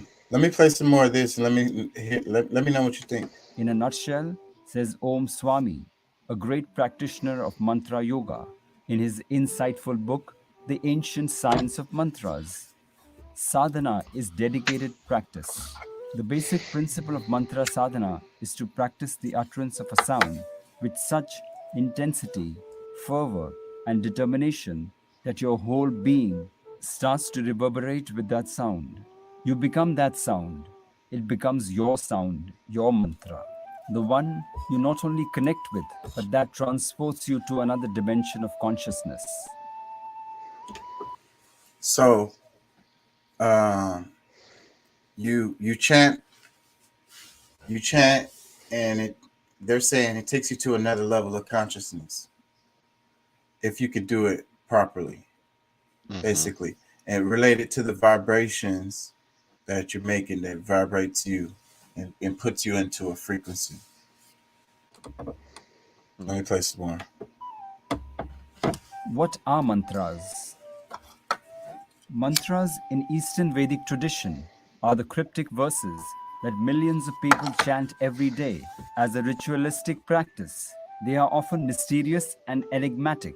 People generally chant these hymns without understanding their meaning. But that is really insignificant, because the truth is, the power of mantras lies not in their meaning, but in their sound. It is a very act of chanting that bestows power on these sacred hymns. Mantra literally means an utterance. It is a sound or a syllable. According to Sadhguru, one of the most renowned modern day practitioners of mantra yoga, mantras are impulses or rhythms of the consciousness. They create vibrations in the spirit. Their effects, influence, method, and mode of working are all a mystery. Modern science too sees the whole of existence as reverberations of energy at different levels of vibrations. If there are vibrations, there are sounds. That would mean that the whole existence could be understood in terms of sound too. And I like the idea of the universe being a song that God plays. Hmm. What? Who Vedic said that? That's something I thought of. Like that's just something I have thought of some time ago, and it's kind of like because I was into the damn, I'm into the damn metaphysics, bro, like heavy, and fucking astrophysics and all of that shit. So they start talking about string theory, they talk about the membrane, they talk about the vibration. So that's what they're freaking saying. And I started thinking about, I'm like, that's a song. It has like a bass line and it has like a string. It has like a drum and a string, and there's another one. What is the other one? But there's also It's three sounds. there's also humans that's out here that is distorting God's music. I don't know if we can. I don't know if we have the power to do that. But Well, we could get out of the song as far as becoming not in rhythm with it. Therefore, well, we're not in line with it. because we're not in harmony with the music of God, we're distorting it. Like either you're in harmony or you're not. I get it. So, but I don't know if the people outside can hear it. So, can you hear both at the same time? Then that would cause the Well, distortion. well, I think that I mean because I don't think that they have to be heard at the same time, but just the fact that it is available like because like a lot of like what we hear hip hop music, they because I let's just say like before now, like before we got into digital music, most music was tuned to a 432 megahertz. Now it's like 434, or like it's off. It's not the like a regular like a sound of nature. It's not a frequency. It's not based on a true frequency of nature. So when you get in the outside, like this is one of my like you always like if you're not in tune with nature, you're out of tune with God. Yep, You know, I agree with that. yeah. So I mean, we're doing it day to day, and we continue to do it as if it's okay. Like at some point, we have to be like, okay, we don't do these things, but when we see the world changing and doing things that's abnormal or out of unison with the planet and the trees, the water, like all these things that we need to harmonize with. When we're all offbeat, we're we're not like we're taking away from the growth of our own planet and ourselves. I want to come back to this, but I want to do a little segment. It's a music lyrics. Sci-Hi Prince. The name of the song is New Africa. You ever listen to Sci-Hi Prince? Saha. Yeah, Sci-Hi. I've He's heard, really yeah, I've he's a heard of, yeah. ghostwriter. He's written a lot of shit for a lot of people like Kanye West and shit. Hmm. Um anyways, I'm not gonna do the whole thing. It's a lot of lyrics, but I really like how he started this off. Um he says, New Africa, what we tell them? Tell the motherland nigga coming back for her. New Africa. Imagine if all the rappers were to get with all the athletes or activists and actors for a conference in Zaire to meet with all the ambassadors. In the motherland, tell them we coming back for her. America know if we leave, it'll be a massacre. Zimbabwe will be full of drug dealers and traffickers. Smoking brassica, pick all the holes up from Magica. Tell Tabitha let a nigga Cleopatra her. So we can build a neighborhood out in Zambia. Tell Khalid to build another one in Tanzania. What if Jay and Bay went and bought some land in Egypt and Puffy put a strip club off the sands of Kenya, New Africa? Since America can't stand to see us, let's show 'em why you never bite the hand that feeds you, New Africa. Call Akon to light the city up. Palace bought the compound in Libya, New Africa. What if they had a Follies in Nigeria, a King of Diamonds in Liberia, ballin' in Algeria? Ain't gotta put my jewelry up. And if you black, you fit the criteria, New Africa. We need Oprah to open up some more schools. Tell Michael Jordan we need some more shoes. Make sure every rapper still got Pro Tools. I'm just saying that'd be a bold move. Huh? Make Obama the president. His daddy from Kenya, so that would make even better sense. Tell Morehouse to bring all the medicine. Bachi got a party out in Ghana. Tell him let us in. Tell the motherland that a nigga coming back for her.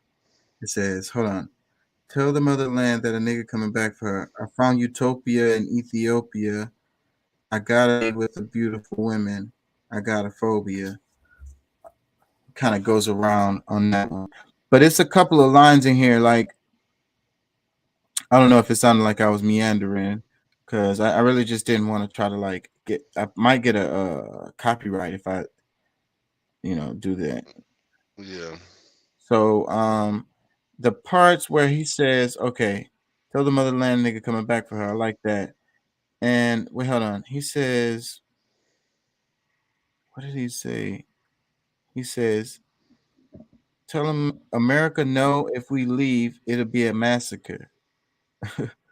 The other line, hold on. It says, Since America can't stand to see us, let's show them why you never bite the hand that feeds you. New Africa. So, like, you get what he's saying? Kinda. Well, no, I hear the lyrics. I mean, it seems pretty clear cut. I mean, Yeah. the whole biting the hands that feed you. I mean, Africa feeds the world, a lot of the world. So I mean, stop trying to hurt the people of Africa. Yeah. Speaking to like the likes of Europe and maybe even Asia, China or something. America. Shit. I mean,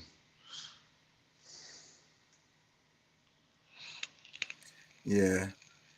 Um, yeah, but it's really about Americans. And it's like New Africa. And it's like go back to Africa and make it into like America, like or whatever. I don't know. Anyways, let me. well, it sounded like that's not what he wants because he's saying like if you do that, then we're gonna just have strip clubs. We're gonna all the stuff that that's in America. Like that's what we're only gonna pollute. Well, that's gonna be lit. Africa gonna be lit as hell with that shit. They probably got all that shit already, anyways. I'm sure they do. Yeah,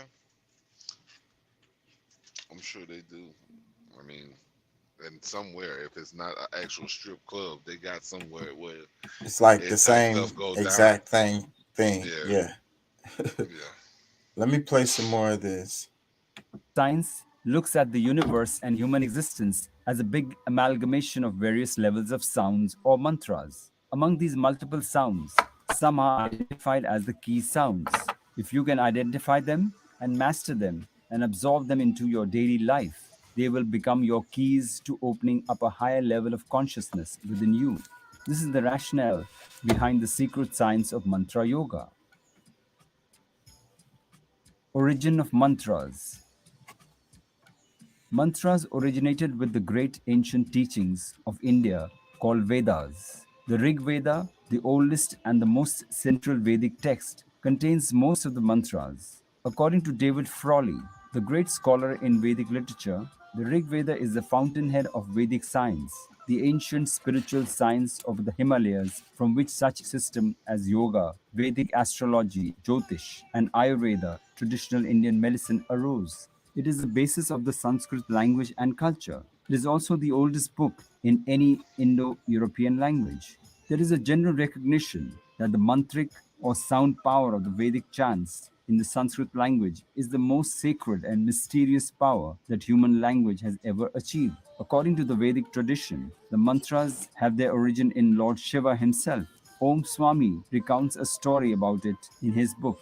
Out of compassion for all living beings across the universes, Bholenath, that is Lord Shiva, merrily raised his damru or drum and began playing it. As he danced to its heady rhythm, millions of sounds spread in the sky like stars in space. Every time the string of the damru swooshed through the air, it created a sound. Many other sounds of different frequencies were produced when the beads at the end of the string would strike the damru heads. Shiva's moving hands and feet too created sounds. His swaying matted locks, the sound of Rudraksha beads around his wrist, the slithering cobra around his neck. Every movement gave birth to a sound, and each sound was a mantra representing the feminine, masculine, or neutral aspect of creation. From this kundala, or ear loops, originated the seed syllables of Kundalini. The sages of yore meditating on Nirguna Brahma, the formless, were quick to perceive these sounds. This is why Shiva is regarded as the only creator of mantras in mantra yoga. All the sages are merely seers. They did not create or discover mantras, much less invent them. They only saw what was already there, and hence they are called drishta or seers. All of this took place 900 million light years away, at Shiva's original abode of Kailash. A few million years after the mantras had been seen, the sages of Shiva's abode traveled to earth following him. Some of those seers, most notably Kashyap, Vaishishta, Parashurama, Dattatreya, Atri, and Gautama, decided to stay back on earth to pass on the mantras to the flourishing but suffering race we know as humans today. The original seers intelligently captured the sounds into 14 categories, forming a code of 57 letters that came to be known as Maheshwara Sutra. And this formed the basis of the most ancient spoken language in the world, Sanskrit. Each letter belongs to one of the 5 elements. Man, the point about the seers, and it's all about them sounds. And see, like, this going way back is what makes it interesting, because you know who these people were. You know what I'm saying? This is this is old heritage. You know what I'm saying? For humans.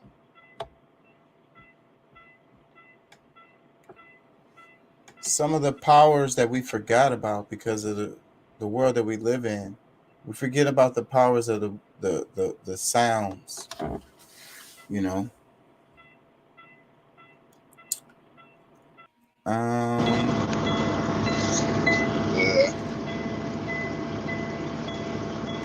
Wait, I'm getting some background noise. Yo. You there?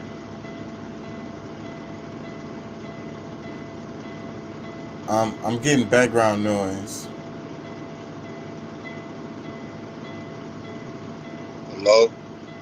Can you hear me? Am I muted?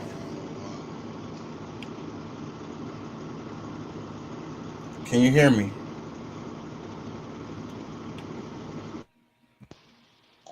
Okay, there we go. There we go. All right, like Let me read some comments. It says, very clear, concise, and well done. As someone who was blessed with a true Lama, I can attest to the value of mantras. It is amazing that it originates from the Vedas so very long ago and is still so very powerful and relevant today. My hope is that it is kept alive through the upcoming ages and does not vanish with the advent of technological advances. Pay attention to the elements: earth, space, water, fire. That's the point. To bring you back to your connection, to the all, to the one. Bring you back to the proper resonance. Yeah. Why are things like this not taught in school? That's a good question. I don't know. I think you can take some classes like this in college, I'm sure, but regular, no. They might touch on it. Yeah. I think I want to move on. Let me see. I think I had some. Can I play Jennifer Hudson? What is this one? Super imperialism. Hold on, y'all.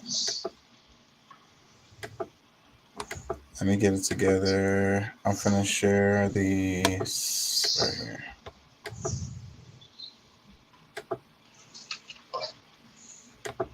Oh yeah, Florida is getting beat up. You saw that, right? I heard about it. Let me play this right quick. Look at this. I wish this wasn't a forecast that's about to come true. Okay, so this is a devastating storm for parts of Florida, not just on the southwest coast, but also inland associated with some of these impacts. This is going to be a storm we talk about for many years to come. It's a historic event. Well, I wish this wasn't a forecast that I had to deliver. You really look at this. I wish. It's huge. And I want to say they called it Category 4 right underneath the Category 4 when it landfall. Yeah.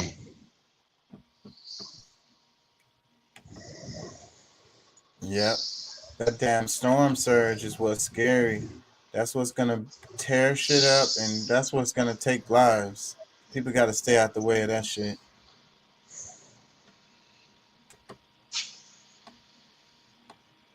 Yeah. Don't be trying to take your ass to work. Yeah, that's why I was playing a story earlier where it was a company trying to tell them people to come to work. That shit crazy. This is a video right here of, where is it? Fort Myers.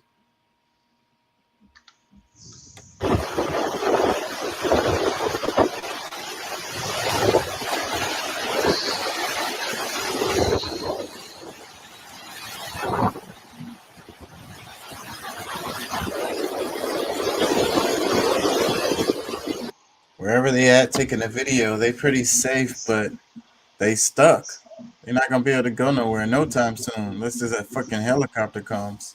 Yeah, I would say that they're filming from a helicopter.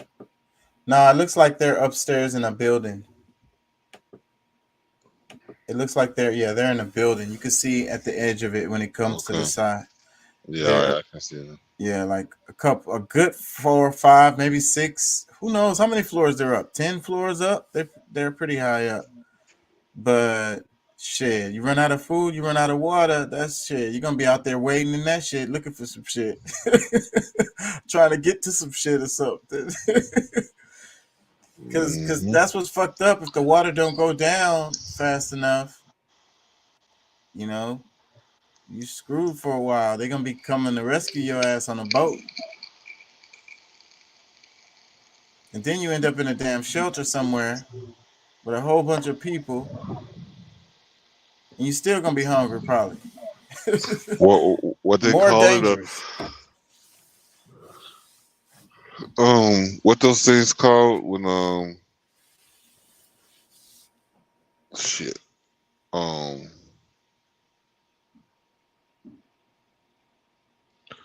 Damn. What people be saying they're gonna be using Walmarts for, like concentration camp, like Yes, that's exactly, yeah. Shoot. Before you know it, you're in What's one of up? those type of situations. What's up, Deuce? You there? Yeah, not much, bro. How you feeling, What's man? Shit, all right, all right. How about y'all? what's Doing pretty good, man. I feel that. That's what's up. That's what's up. Yeah, man, chilling. Same old, same old. Glad I'm not in South Florida right now. Yeah, yeah. I hadn't really followed that too much, honestly. Yeah, I was kind of the same way. Like I heard about, my mom was telling me about it.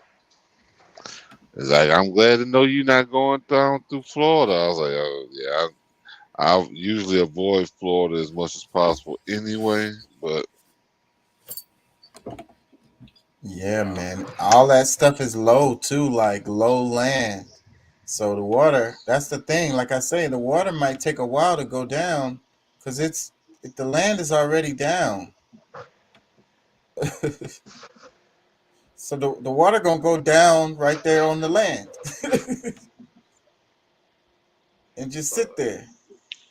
How far below sea level is Tampa? Well, you got to think too. Tampa is surrounded by water.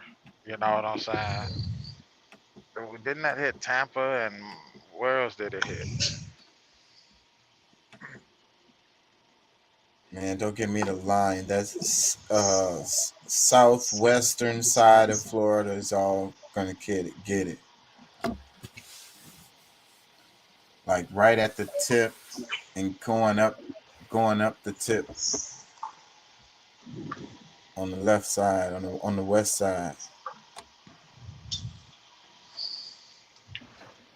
This map right here kind of shows it right here, but if y'all can see where it's actually showing, because I don't know that shit like y'all do, but if y'all can see that map, it's showing where it hit right there. Southern tip Did going it up. come up through the Gulf?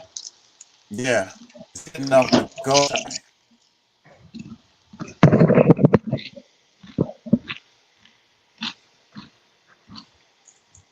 Yep. Be crazy if it just goes right over Florida and goes into the Atlantic Ocean and rebuilds again. Go up there and hit New York or something. I'm not wishing that on nobody. I'm just saying that would be fucked up. mm-hmm. Because that water is still warm enough. Because we had this really hot summer. That water is still warm enough.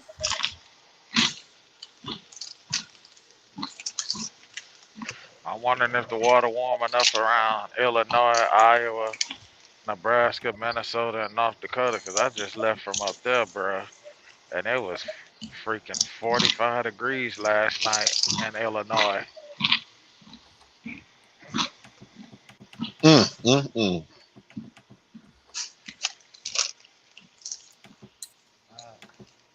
I don't know what this was. Let's hear this. Like, I think it's an amazing thing, and clearly you've impacted everyone. What was the controversy about it and the criticisms? Some of the controversy is because majorette dance, is at HBCUs, which is historical Black colleges and universities, and we attend a PWI, which is a predominantly white institution. However, that makes it even more important for us to create Black spaces for ourselves. And that's exactly what Princess did in creating this majorette dance team. And, this is only the beginning. Okay, so it says, shout out to my bros at HBC Post for doing good work. Repost. Yesterday afternoon on Jennifer Hudson's new daytime talk show, The Jennifer Hudson Show, the USC majorette team was featured and briefly spoke about the controversy that the video of their performance caused the HBCU versus PWI battle that ensued on social media. They acknowledged majorette culture at HBCUs, but said they wanted to make a safe space at their institution.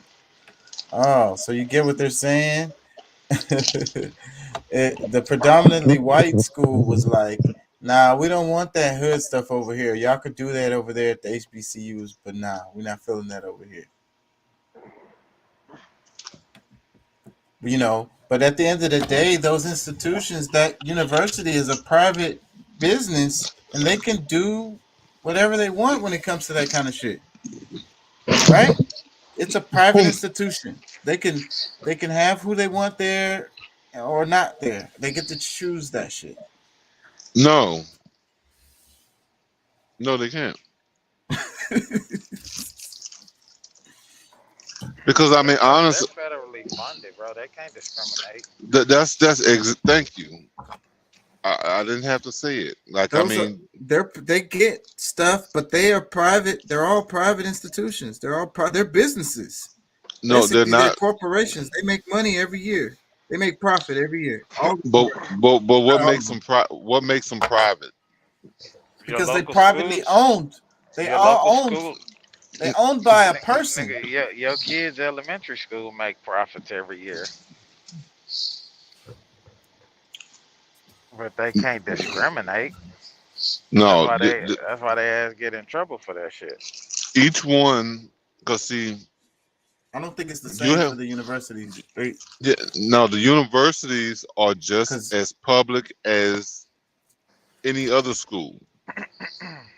Just and there isn't none of these schools. I don't care. Like especially the bigger they are, the more that they're receiving some kind of funding. Like you can call it a private school all you want, but if you're receiving outside funds, if you're receiving funds from the federal government or even from the state governments, but anybody can it's get a grant. That doesn't make them a who public said company. but who's saying grant? You? That's what it's gonna be. That's what they're gonna call it. They're not gonna. They don't pay to. These colleges support themselves. That's Mm-mm. how they make profits. But they, and then a Most lot of of them them, don't. the big old colleges, the alumni just pour money into them. Those damn go. Let's look up how much they're getting paid. The freaking pay for, I don't know, university. What do you call them? They're the freaking manager or whatever. President. Yeah, university president. That's it.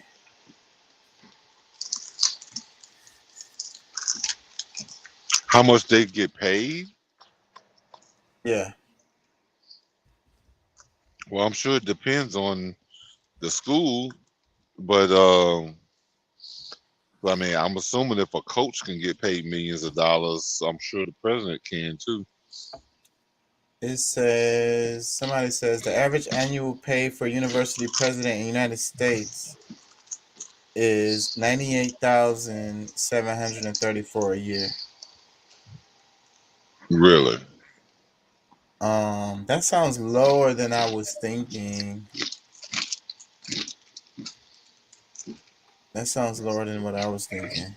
Because I'm sure, well, they probably got some kind of incentives built in where they do actually get more money than that, but that's based on salary. Yeah, I'm sure they get some bonuses and shit. I wonder, so how much do they get in profit? University.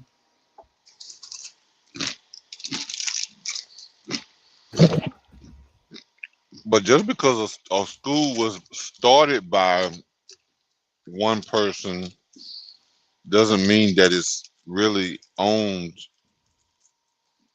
by one person or even a group of people.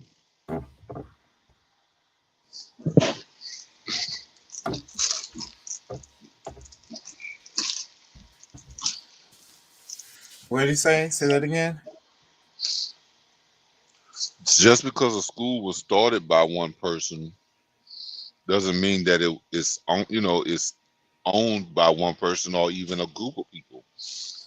Okay, well, Because I'm gonna look that up right now. It says post-secondary institutions rake in nearly $500 billion annually.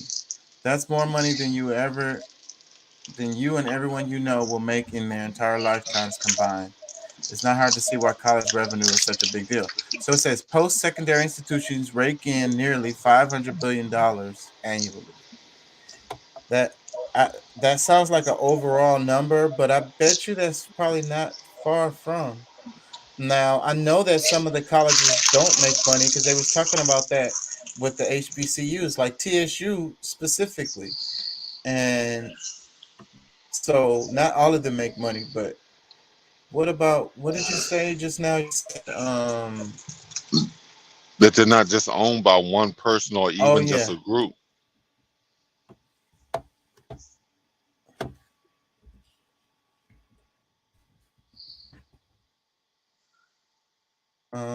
It says, oh snap. It says a private university can either be owned for profit or nonprofit, and it is contrasted with public universities, which is the state government usually owns. In this article, we shall see who is the owner of a private university. It says most private universities are nonprofits, so they do not have owners. Sure, the university may have been started by one person or group of people, but that doesn't mean they necessarily own it. Instead, most private universities are managed by a trust and have a board of directors that look after their affairs. This board of directors appoints people to manage positions in the university and allocates funding among various departments. In contrast to public universities, private universities are generally more expensive but can also offer a higher quality of education. How private universities are funded. Unlike public universities, private universities are not funded by the taxpayer on a state or federal level. Instead, they have alternate funding methods. Depending on if the university is for profit or nonprofit, the capital from the following sources may or may not be paid as dividends. That sounds like lawyer talk. And Mm-hmm. let's see, it says an endowment is a legal structure used to manage the donations and investments of a university. In the US, endowments are vital to the financial well-being of most institutions. For example, universities would not be able to carry on in teaching, researching, or recruiting capabilities without their endowments. At the moment, Howard University has the most significant financial endowment globally. And that's what I be talking about. And then it says tuition fees, voluntary donations. And then it says voluntary donations from alumni. See, that's the other thing. But look, let me ask this: does a HBCU should it be started by someone, a black person, or can it be started by anyone? I think it should be a black person if they're gonna be a HBCU. I mean, come on. Well, but Howard University is not is the guy, the General Howard was a white guy that started Yeah. Howard University. Yeah. Well, all that stuff that they do, anyways, the Greek names and the Greek letters and the Greek freaking whatever, man, on all that stuff. But Which is not really Greek anyway. I mean, it's all African or even well, really American masonry that they've just given credit to. I mean, it's just like all the mythologies that Greeks stole from us. That's another thing that they try to take claim to.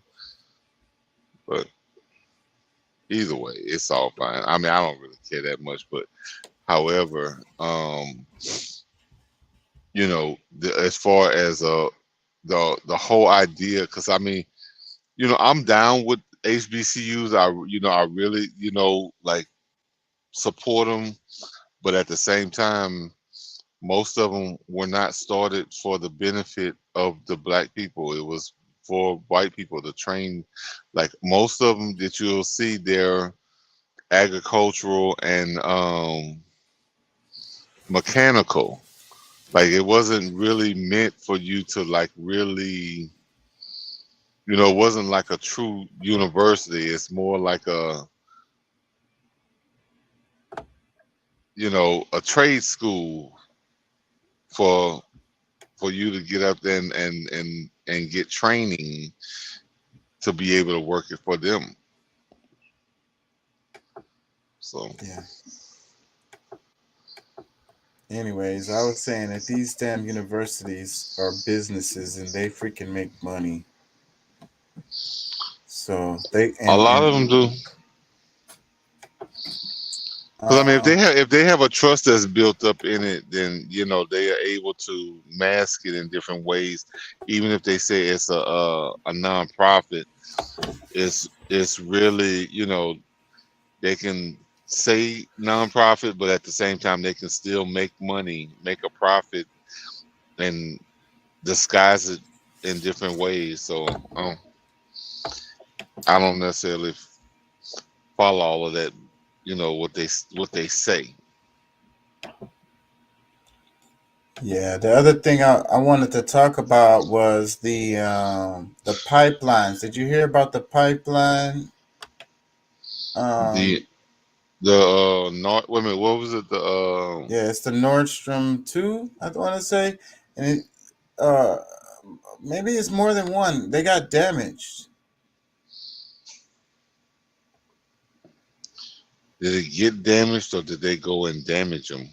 Yes, that's the whole thing, and that's what everybody is saying. So, where the hell do I have something on that? Where is it? Yeah, that's pretty. I And only I only heard about. You know, I've heard some statements here and there. I'm a bit behind on some of my news this week. You know, my son's been a little under the weather, and you know, I'm getting over my stuff. And no, I didn't get him sick, but however, now, so I guess my mind has been in other places this week. But either way, I did overhear some stuff about the whole, you know, something about it being canceled or like not being, you know, being able to be used, or it's not gonna, like almost like pretty much trying to. it's leaking in the damn ocean right now. Really? Yeah, they blew up different parts of it. I'm trying to look for something. I know where the hell did I see that? Who blew it up? That's the whole question. That's the whole question. Nobody is taking responsibility for it. You know, some people are saying the Russians blew up their own pipeline. That's what some of the American media is saying. Well, I heard something about them being in somewhere in the, you know, Russian and Chinese ships being out in the ocean somewhere. So I'm not necessarily sure where.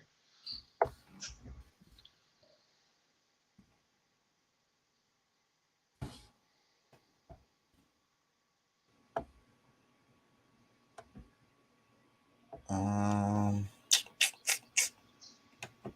and that's the other part of this is because the other side. Did you see the video of the people leaving Russia? They're talking about because of the deployment and like drafting them or whatever. They're making it look like everybody wants to leave Russia and shit. I saw a clip where 6ix9ine was in Russia chilling and shit. 6ix9ine was all like, everybody want to leave Russia. I'm gonna go to Russia. He did some videos out there. He was tattooing people and shit. I did hear some stuff about. I think it was one of the videos you sent out earlier in the week. At the end of last week, I guess. So Sunday or Monday, whenever it was, I got it. Um, but yeah, but I mean, there's people that's clearing it up that's saying like, you know, there's some, you know, I mean, you always got some people that's running away because they're scared, like they don't want to, you know, give their time to the services and this, that, and the other. Okay, that's fine, but I hear there's more support for the Russian um movement than it is against. So I mean, Am I sharing? Let me share. Oh, Deuce is here. Let me see if we can get some clear reporting on this topic of the pipeline. Let me see, because I couldn't find what I was looking Out for. of that country before Vladimir Putin drafts you to fight his war. That from the U.S. Embassy in Moscow today in a security alert, actually, that came last night. Officials wrote in part, Russia may refuse to acknowledge dual national U.S. citizenship, deny their access to U.S. consular assistance, prevent their departure from Russia, and conscript dual nationals for military service. That warning comes as Russian men continue to flee the country after Putin ordered a partial mobilization of reserve troops just last week.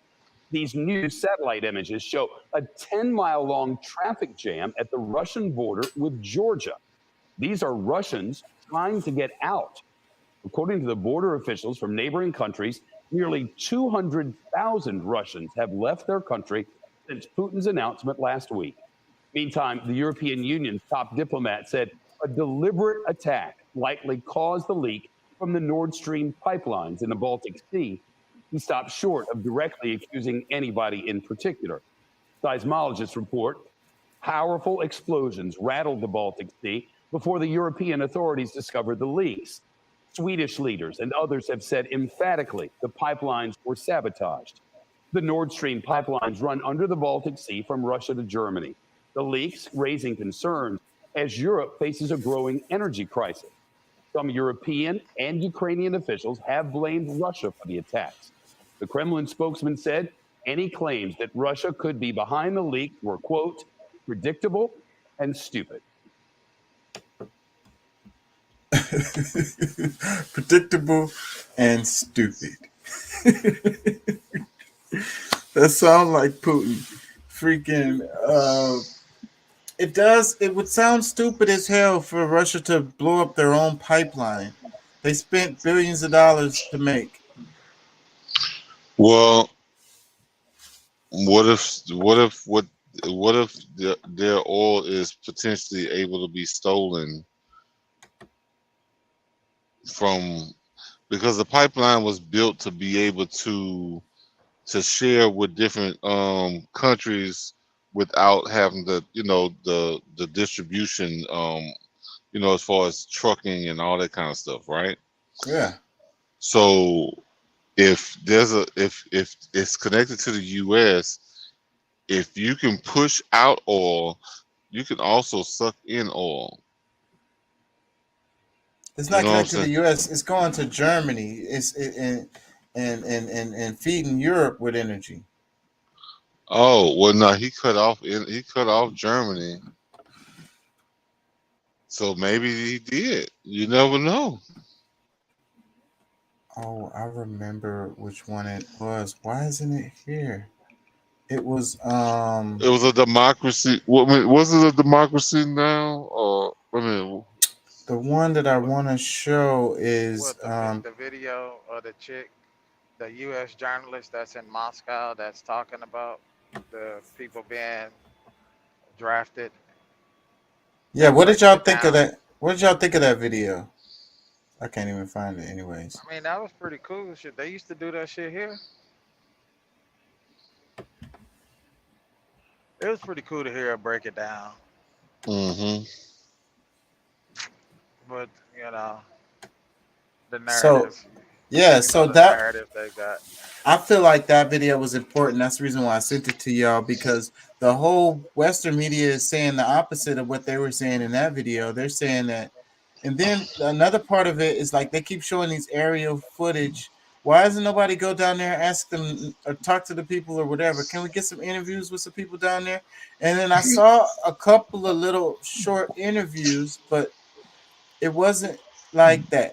If for if you wanted to do it and make us really see what the hell the people were saying, let's interview people while they're in line anyways. Just walk up But see, to them. but that's the thing. I mean, when it's time for real journalism or for them to really get down and talk to real people, I mean, it's they're probably gonna have to edit more than anything. Like, I mean, because Right. That's my they're point. That's how you they're know it's a narrative, because if you talk to people on the ground and hear what the hell they got to say, and they're going to be saying something very likely to be saying something different from whatever the damn title of the news story was. and You see, know and what this is the type of stuff I wish I could get people to see, because I mean, I could send the same video to people, but then it's gonna be like they'll find some kind of way to make an excuse for why, everything that has happened, or what they're saying, and why, or But well, this it's couldn't this because it's couldn't be so true. it's so hard for them, because every news station is saying the same thing, and it's like all the official people are saying this stuff. So like I'm like, that's why I be saying all the time, if you want to get news about United States, it's better to get it from outside the United States. And if you're gonna be honest with yourself, because I mean, the main thing is, like, to me, it's like, look, do I hate America and this, that, and the other? No, but I know they're always involved in some crooked shit somewhere. So, I am tough on them, because I mean, that's the same as me being tough on myself. Like, I have to be honest about the negativity that happens right from this country. So, why, am I supposed to pretend that these things are not happening? Is that the safer bet, to just pretend like the bullshit that is going on, that is just not? I don't know how to deal with that. And when the lady was explaining in the video that some of the stuff was true, it's just that the whole thing is more nuanced than that. Yeah, It's a but it was way less people than what they were trying to say. What they saw on the mainstream media is like nowhere near like the what they're trying to, what they're trying to make it out to be. Because, like, yeah, there was some people running, and that's what I loved about the honesty about it. Was like, yeah, there was some people running, but it's like nowhere is nowhere near the support that they're actually getting on the Russian side. You right. know, so it's like, She was explaining that even the people who are against the war are still supporting, Russia. Like they're like, we're Russians, and at the end of the day, they standing behind it. Like the integrity of Russia is what Putin is fighting for, anyways. So like, hmm they understand that much. So that's like, but that's what she was explaining. Like, because she also said the divide between the older, because the young kids aren't old enough to know the history related to Russia already losing a bunch of territory and all of this, like how a country can really just collapse and like not be no more type shit. And the older people remember that shit, and they're like, we're not gonna let that shit happen. yeah, well, regardless of the age of things, like my whole thing about this is like, regardless of the territory. 'Cause I mean, I know that's a big deal on all of that, but when you have somebody who's, you've made deals with, that they can have their own, like, you can have your own government, you can do this, that, and the other. So, and parts that used to be Russia, where they can have their independence, they can run their own country. But if you steadily see them, trying to build momentum, negative, like stuff that's going to be negative to the region, not just to Russia, but to the entire region. Like, you have to do something about that, or either you pretty much setting yourself up for failure. Because I mean, the whole idea that Ukraine can come in now, like, since, after making agreements that they wouldn't, you know, bring in any like military, they wouldn't do all these other things, like, and they 100% go against their word. Like, that's like, okay, so That's obvious. It's obvious that you're plotting. You're planning right, something against me. right. You're circling around me and wanting to put bases and missiles and shit close to my border and all this stuff. Like, I'm like, bro, what are you doing? It's like, because I mean, I know Putin is like, look, I know I don't look like the smartest dude, but like, bro, Like, come on. like, yeah.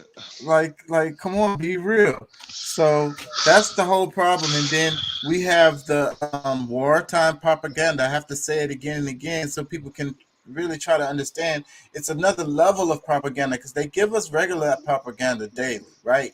It don't have to be, but when it's related to war and the country, the opposite country that you are at war with, the story, the information you get is upper level propaganda, and it's going to Yeah. come from both sides. The Russians are going to send propaganda, and the Americans are going to. That's just how it goes in war. Yeah, I mean that type of thing can go back and forth. But like to me, like the whole thing is just okay. If if you have people that's within your region that's you was once friendly with, and or before the coups that America, because I mean they're going around the world and creating these coups everywhere, and you kill off these people, you bring in somebody else, and then now there's like military stuff coming. Like what other way are you to respond other than unless you're willing to throw up the white flag and say, all right, bend over, give me your ass to kiss? Like what else? And then their country collapsed, and everybody would hate him. If Putin was to fold like that, his own people would kill him. Oh no, he's dead next week. Like I mean, like as soon as they can find him, he's done for. So I mean, but that's the whole. But see, but that's why he's getting all the support he's getting, is because like the people there understand way better. Like I mean, of course, I'm sure there's some people who that just like we have That's here. what the lady was saying in the video too, that those people understand better. Yeah. So I mean, like we can have the conversation, but a lot of people don't really understand what's going on. They're just following along, and they don't want to be like, "Oh no, screw Ukraine," because I mean, nobody really wants to be like screw Ukraine. But at the same time, when you really understand what's really happening, it's kind of like, wait a minute, why are we doing this again? But it's because it's everything that's happening through Ukraine is really U.S.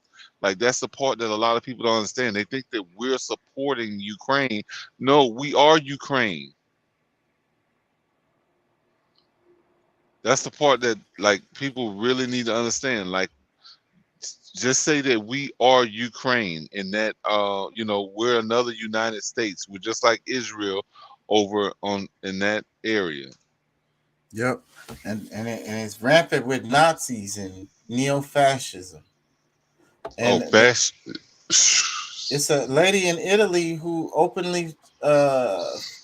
fascist. She became the Italy prime minister just recently.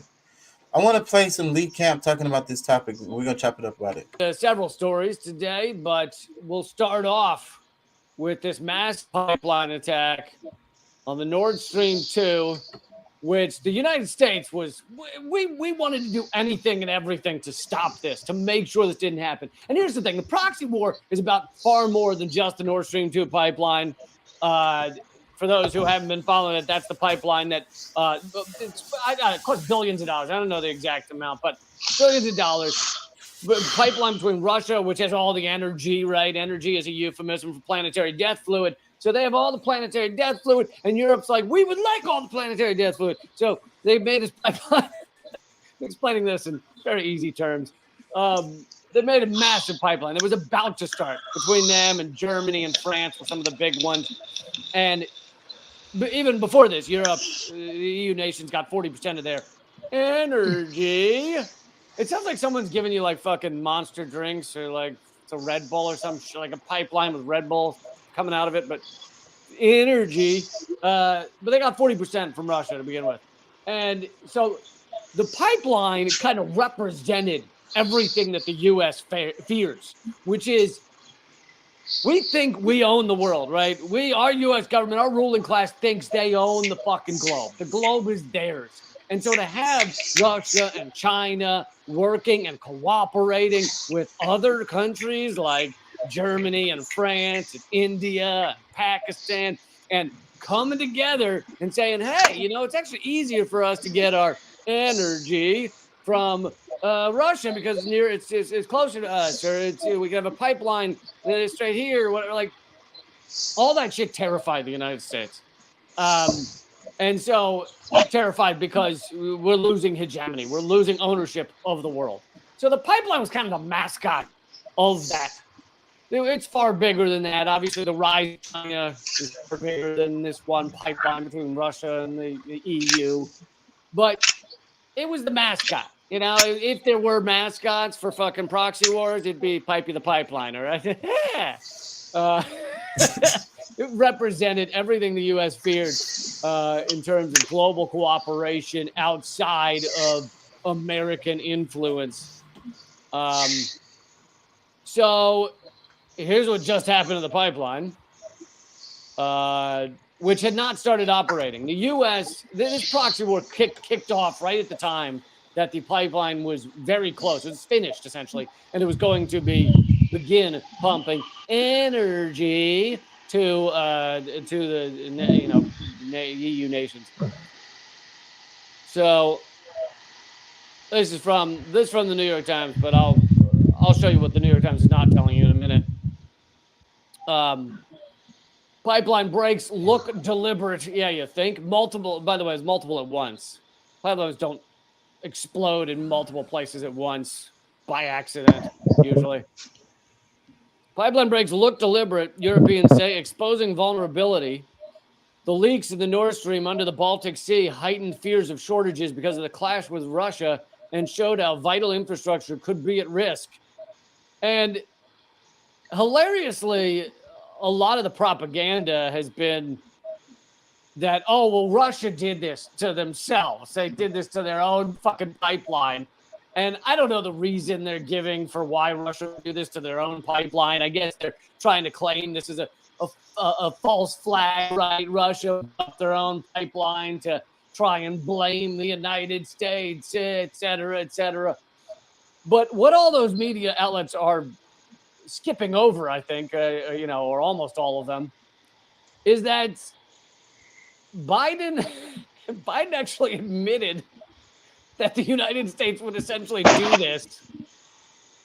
I mean, first of all, I mean, I don't think Russia's got a lot on its plate. I don't think Russians are throwing on a scuba tank and diving down and blowing up their own pipelines that it costs billions of dollars to make. That just seems like idiocy. I mean, and even if this was a Russian false flag, what would they get out of it? Like, what would they be like? Aha, we did it. Like, whereas the United States clearly get something out of stopping the pipeline they've wanted to stop. Like, anyway, so here's Biden from several months ago. This is before the Russian invasion began. Go ahead. I want to get that Biden clip though, but go ahead. I mean, yeah, no, I mean, I want to hear that too, but at the same time, I mean, I could, out of naivety, possibly, maybe the Russians would, knock off some of their pipeline to make sure that Russia can't get it. Like if we're talking about military strategy, and winter's coming, whether we want whether we want it to or not, winter's coming, and there's gonna be some people that's gonna be depending on it, on that, and then some people are not opposed to stealing. You know what I'm saying? So, I mean, I don't know. I mean, regardless of this conversation we're having, a lot of times it's gonna sound crazy because some of the shit that's gonna happen might not line up with what we would suggest would be sanity.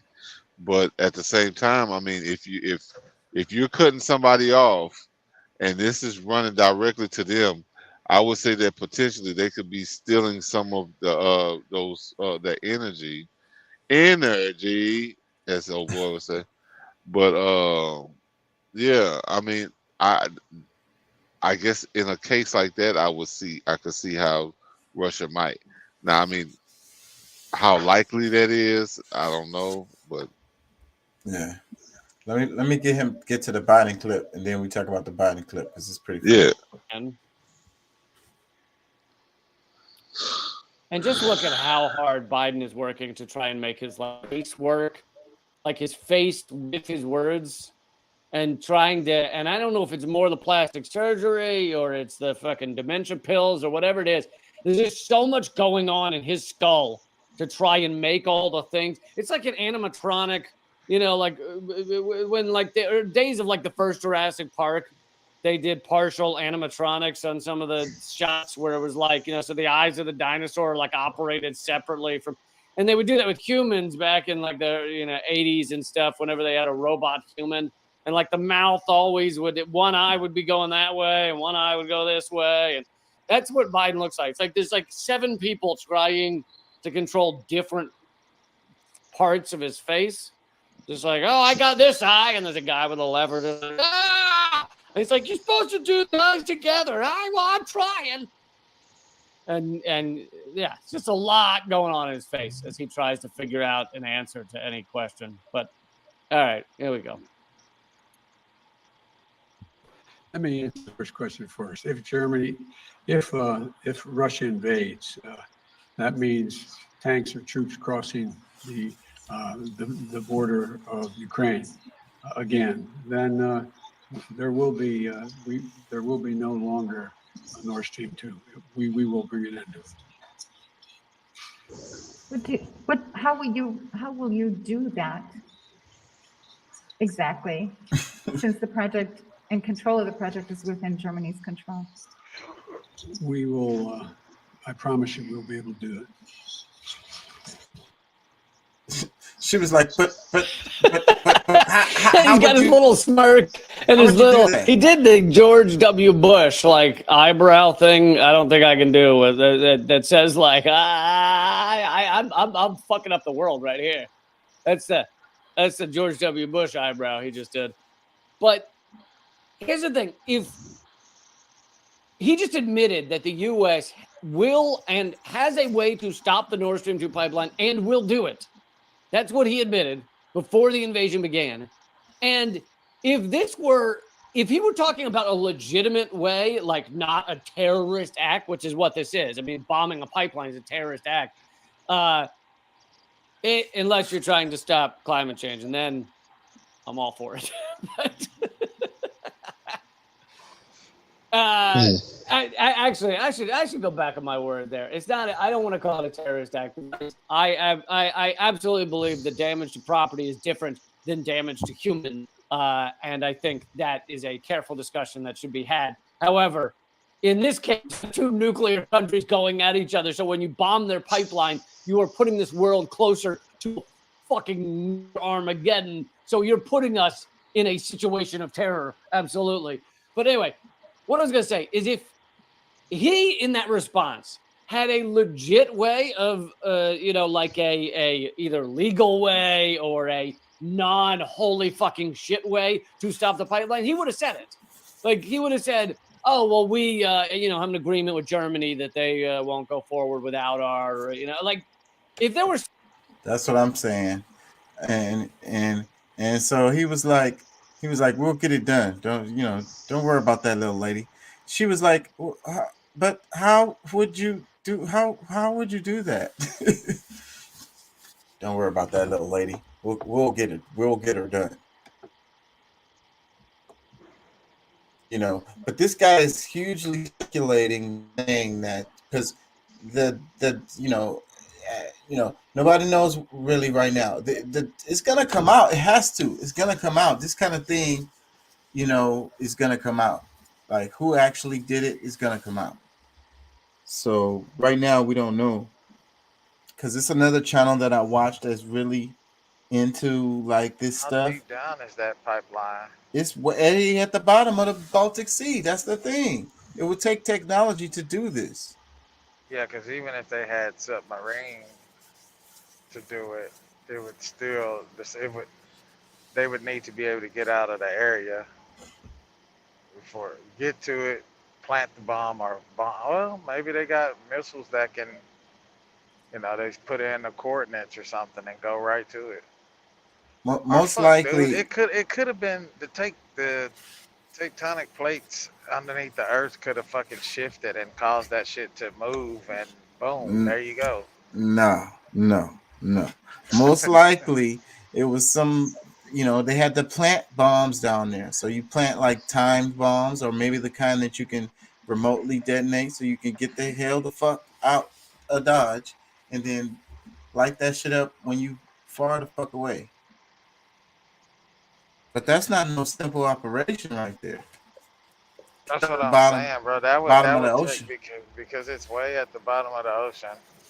Like unless that shit was put in when they built that fucking pipeline, on the Germany side. I don't know. That's too much what if and pointing fingers. Yeah. Yeah, I just thought the whole thing was interesting because it's in the news and the media was saying, Russia blew up their pipelines. And I don't know, but it's just interesting. And because the video that I sent y'all, and they were talking about how they were Russians leaving, and all of the media is saying that same story. And that lady was like, that's not really true. She said it's like kind of true, but let me break down the whole story. So, but then that's what they don't do, and that's what I was saying. Like they fly over to all those people in line. How come they didn't go down there and chop it up with somebody?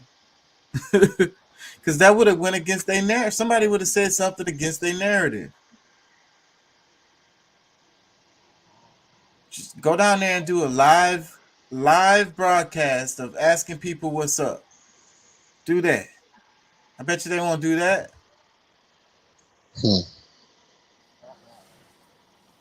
Not gonna happen. They can't do it live. They gotta edit that shit. Like, nah, that dude was talking some crazy shit. Nah, don't put him in there. Just put her and her.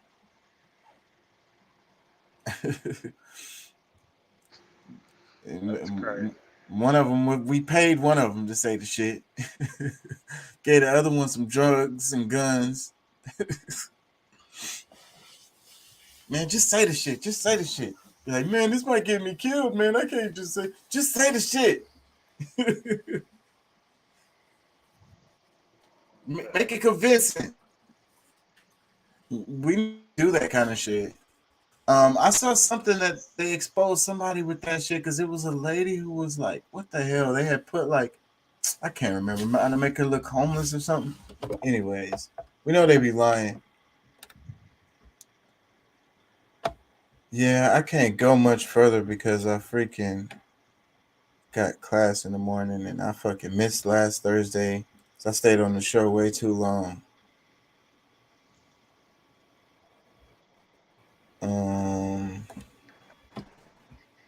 What did y'all see? I got a couple of clips I want to cover though. Right here. Before we go. Because that's the other thing. I want to change up the format of the show. I don't want it to go so long. Let me play this. Never going to pay its debts. It doesn't have to. Its debts are in its own currency. We can simply print it. The African debt is not in its currency. The African debt is in U.S. dollars. Africa has to earn the U.S. dollars, and the only way it can earn the U.S. dollars is not to be assassinated for growing its own food and becoming independent and doing something that the United States does not like. The principle underlying the foundation of the World Bank, the International Bank for IBRD, research, the World Bank, is that no country should grow its own food. Africa and the third world should only grow export crops.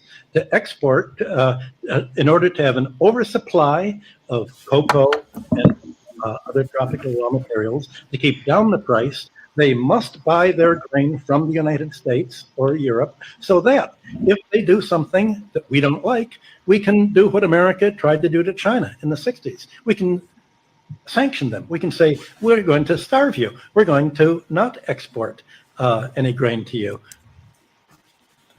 What do y'all think about that? Because that's exactly what's happening. Yeah, that's crazy, bro. They don't want. There's so many stories. In my class, we was talking about, it was in the Caribbean. I think it was on Jamaica, specifically. And that's exactly what they did. They forced, because they owed them money, the IMF, and they forced them to make cocoa, whatever it was. It was beans or some shit. And it was like a whole bunch of that shit. And then it was like some of the same crops, like bananas and just regular shit like onions. They cost more. The ones that was grown on the island, they cost more than the ones that get shipped in. And so they ship in these onions and they get sold at a cheaper price that fucks off the farmers that live there. You get what I'm saying? Yeah. That kind of shit. Hey, bro. Hey, did you get that video clip that I sent you on Instagram? Let me go see. It was through Messenger. Yeah. It should have came. I sent it to you this morning, I think it was. Okay, wait, hold on. I see some stuff. Disappearing message was the last one. Disappearing message. That's some weird shit. We had this problem last time. Another report that just I can't play that sound. it basically implies that the mandates that they put out based on this 2-dose vaccine were useless. That the boosters themselves. I mean, that's an old one. Yeah. I don't see one after that because it has one after that says disappearing message. So, and it could be that it's from a private account or something.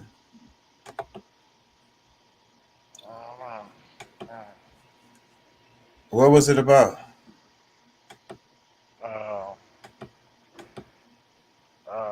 Let's see.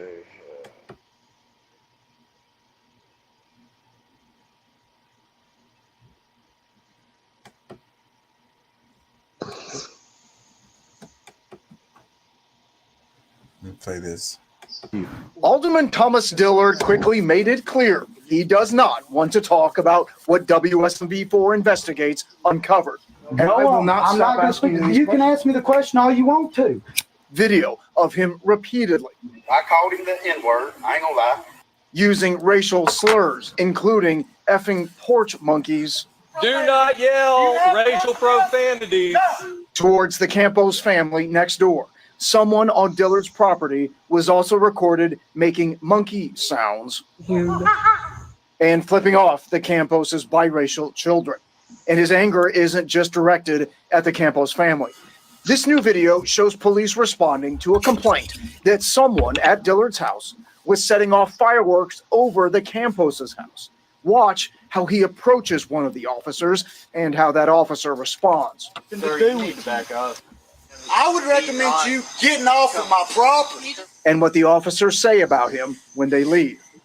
That'd be one of your city councilmen. Yeah, always a pleasure and a standing member of society.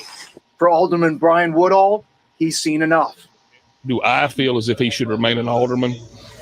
No, I don't feel as if he should because I don't think he represents the entire community.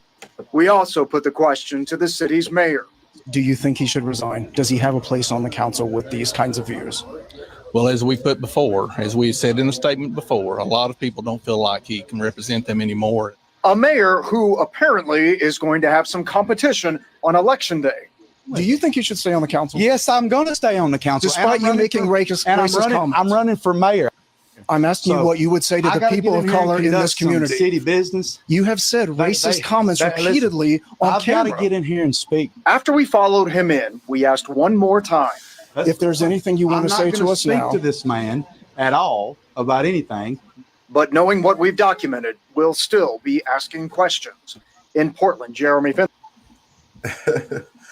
What do y'all think? Yeah. What do y'all think about that one? That's crazy. I fell out. There it goes. I was today years old when I found out. Liberals who have lifted them up, Howard. Oh, you conservatives make a mistake. You can't afford to strangle hope in people. Without hope, people become dangerous. No, Howard. You liberals have let them invade our society. You give them jobs, political jobs. Oh, you missed the point. It's only the smart ones we move up. That makes it even worse. Oh, we have to move them up. If we leave a smart one in the ghetto, he might develop into a leader against us. But if we raise him up into white society, we neutralize him. He feels compelled to try to act like us. He loses his identity and his racial anger. If he becomes alien to his brothers. They realize he sold them out and they grow to hate him. He becomes worthless for them and safe for us. No, thank you. In fact, in his love for the creature comforts, except for his color, he's become one of us. Never. I was today years old when I. That's an old clip. It's been floating around the internet forever. Oh, okay. Yeah, I've seen that a million times. Yeah, freaking yeah, man. I mean, hey, like what they say, this chess, it ain't checkers. Yeah, man. This chess, it ain't checkers. Yeah, man. It's a lot of that. A whole lot of that. And it's really lucrative. You can make a lot of money doing that. Look at the two chicks from PragerU right now. The two black chicks. Really blowing up. Like I say, Candace Owens, they pay her a whole bunch of money to speak. She's top billing. So that's what it is. They rake it in the cash. Clarence Thomas, I mean, talk about crossed over. He's definitely no longer he's not invited to the barbecue. But see, Clarence Thomas don't care about being invited to the barbecue. He's like, man, I'm the Supreme Court Justice, bro. I can make all barbecues in your city illegal, nigga. I can make it so where you never have another barbecue. I'll step on your barbecues. Yeah. What did you think about that clip, though? What did you want to say about it? Shit. Nah, man, I really didn't have anything to say. It hit home because you see that so much with our people. They get in those positions and yeah, bro, they no longer identify with us. They no longer understand, the hurt, the shit that we deal with, and they do nothing for us. That's like I heard Scarface say, every president that we've had in the United States have been racist towards black people, including Obama. That's a true fucking statement, bro. Yeah. So yeah. Yeah, you see it, but then you see it on small levels too. You see it at the job. You done had that one employee, bro, that y'all used to rock real tight together. And they get that motherfucker a management position. Now that nigga they'll get brand new like a motherfucker. Yeah. The way the system is set up is that you're supposed to step on the people that's below you. It's the class system. And then what happens is the class system is so structured that it's like these people living in another universe. Once they move up more than one level away from you, like their lifestyle is so different from yours. Like they can't even understand you. Y'all can't even really have conversations. Like y'all don't do the same stuff. Y'all don't watch the same TV shows. Y'all are totally different. Y'all lifestyles are really, really different. You get what I'm saying? So that insulates you from them. Yeah. That's how the system works. Let me play this one.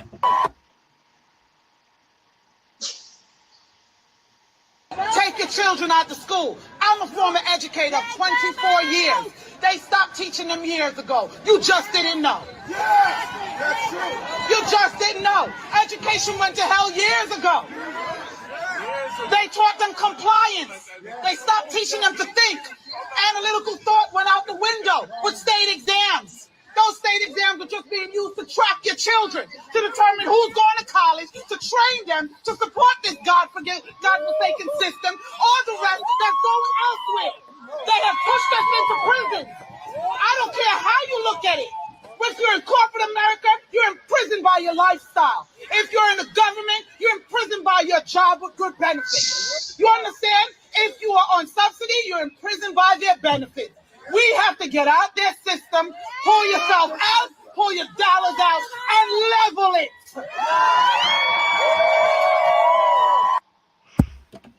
Woo! I feel that. I feel that. She talking that anarchy shit. That's that shit that'll get me going right there.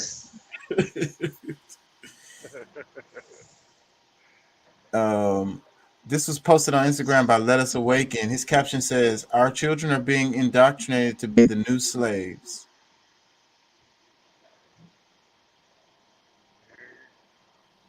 Yep. So that means we got to get out of their edge system, create our own. Yeah, because education is important. It's just that if it comes at the cost of indoctrination, is it worth it?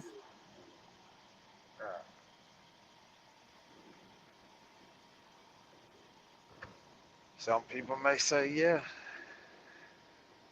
People that believe that having this education is key, then they may say, yeah.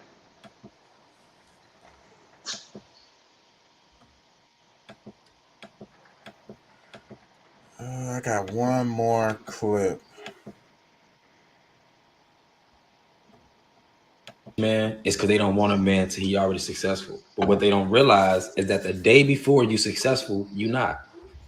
The day before you get your big check, you don't have it.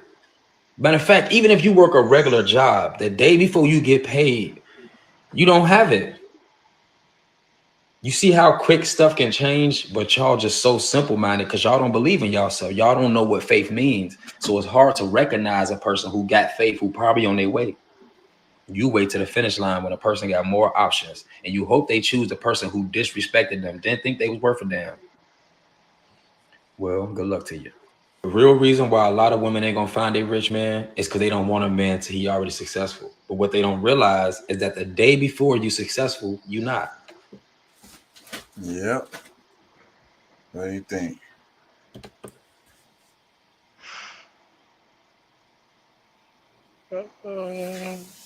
Man.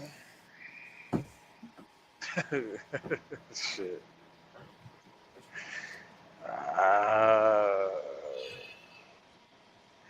I mean, that's the shallow-minded people, bro. To be honest with you, I don't want nobody that ain't willing to go through the mud with me, bro. Y'all don't have the right history. Y'all need that history, right? Yeah. That's why I say, like, I done been there, done that with my wife now. You know, something would ever happen to me and my wife and I, we get divorced. Thinking, nah, dog. I ain't trying to go get nobody. We gotta start. Nah, she need to have, and I have my own. She need to have her own. Like, because that shit, no, it don't exist. The first one is the only one that it truly exists with. I feel like that. Yeah. Maybe I'm wrong. I don't know. Let me play this funny one to wrap us. Keep saying I'm hating. I'm not. Look at his outfit. Just chilling, bro. Just do this on real quick. That's your problem. You just threw that on, like as if to say, like as if to say, like that was a good fit. You thought you had that. Bro, what does me wearing Nike and Yeezys do with anything? Like, what does that got to do with you? Cause you're chilling with us, bro. The bitches walking around, you look confused. I'm not gonna lie to you. I'm gonna deck you, here, bro. Y'all really do a lot. Like you're doing a lot, bro. I bet, bro. Learn how to dress, bro. That's a bad learn how to dress, bro. Fucking bum. Whatever. My right hand man keep thinking that his girl just be falling asleep. Nigga, I be busting that girl shit. Nigga, shit me, yo. Oh nah. Check out the fashion designer. Nike Tech and Yeezys is just disgusting. I really hate your outfit, my brother. So he's saying how if you don't have matching brands, then you're not matching, and so they roasting him because of that.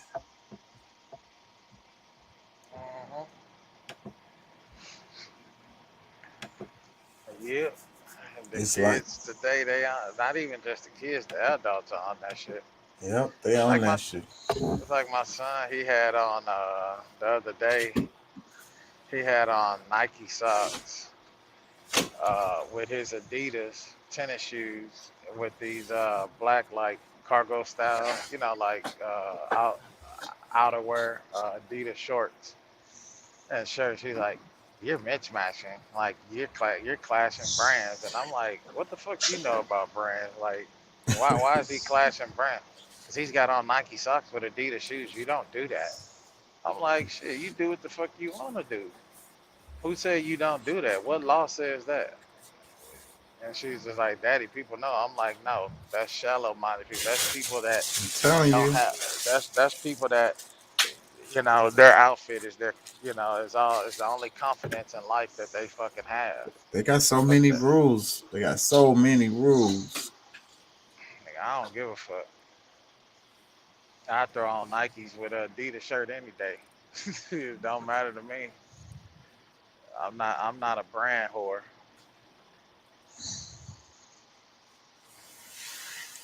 Yeah, man. I'm gonna have to wrap it, bro. You got any final thoughts or whatever? Comments, concerns? How'd you get on tonight? You off? Nah, man, I'm rolling. I'm just out here. It's not a whole lot of traffic right now, so I just kind of snuck on. Yeah, man. But you know, I'll be trying to be mindful of that.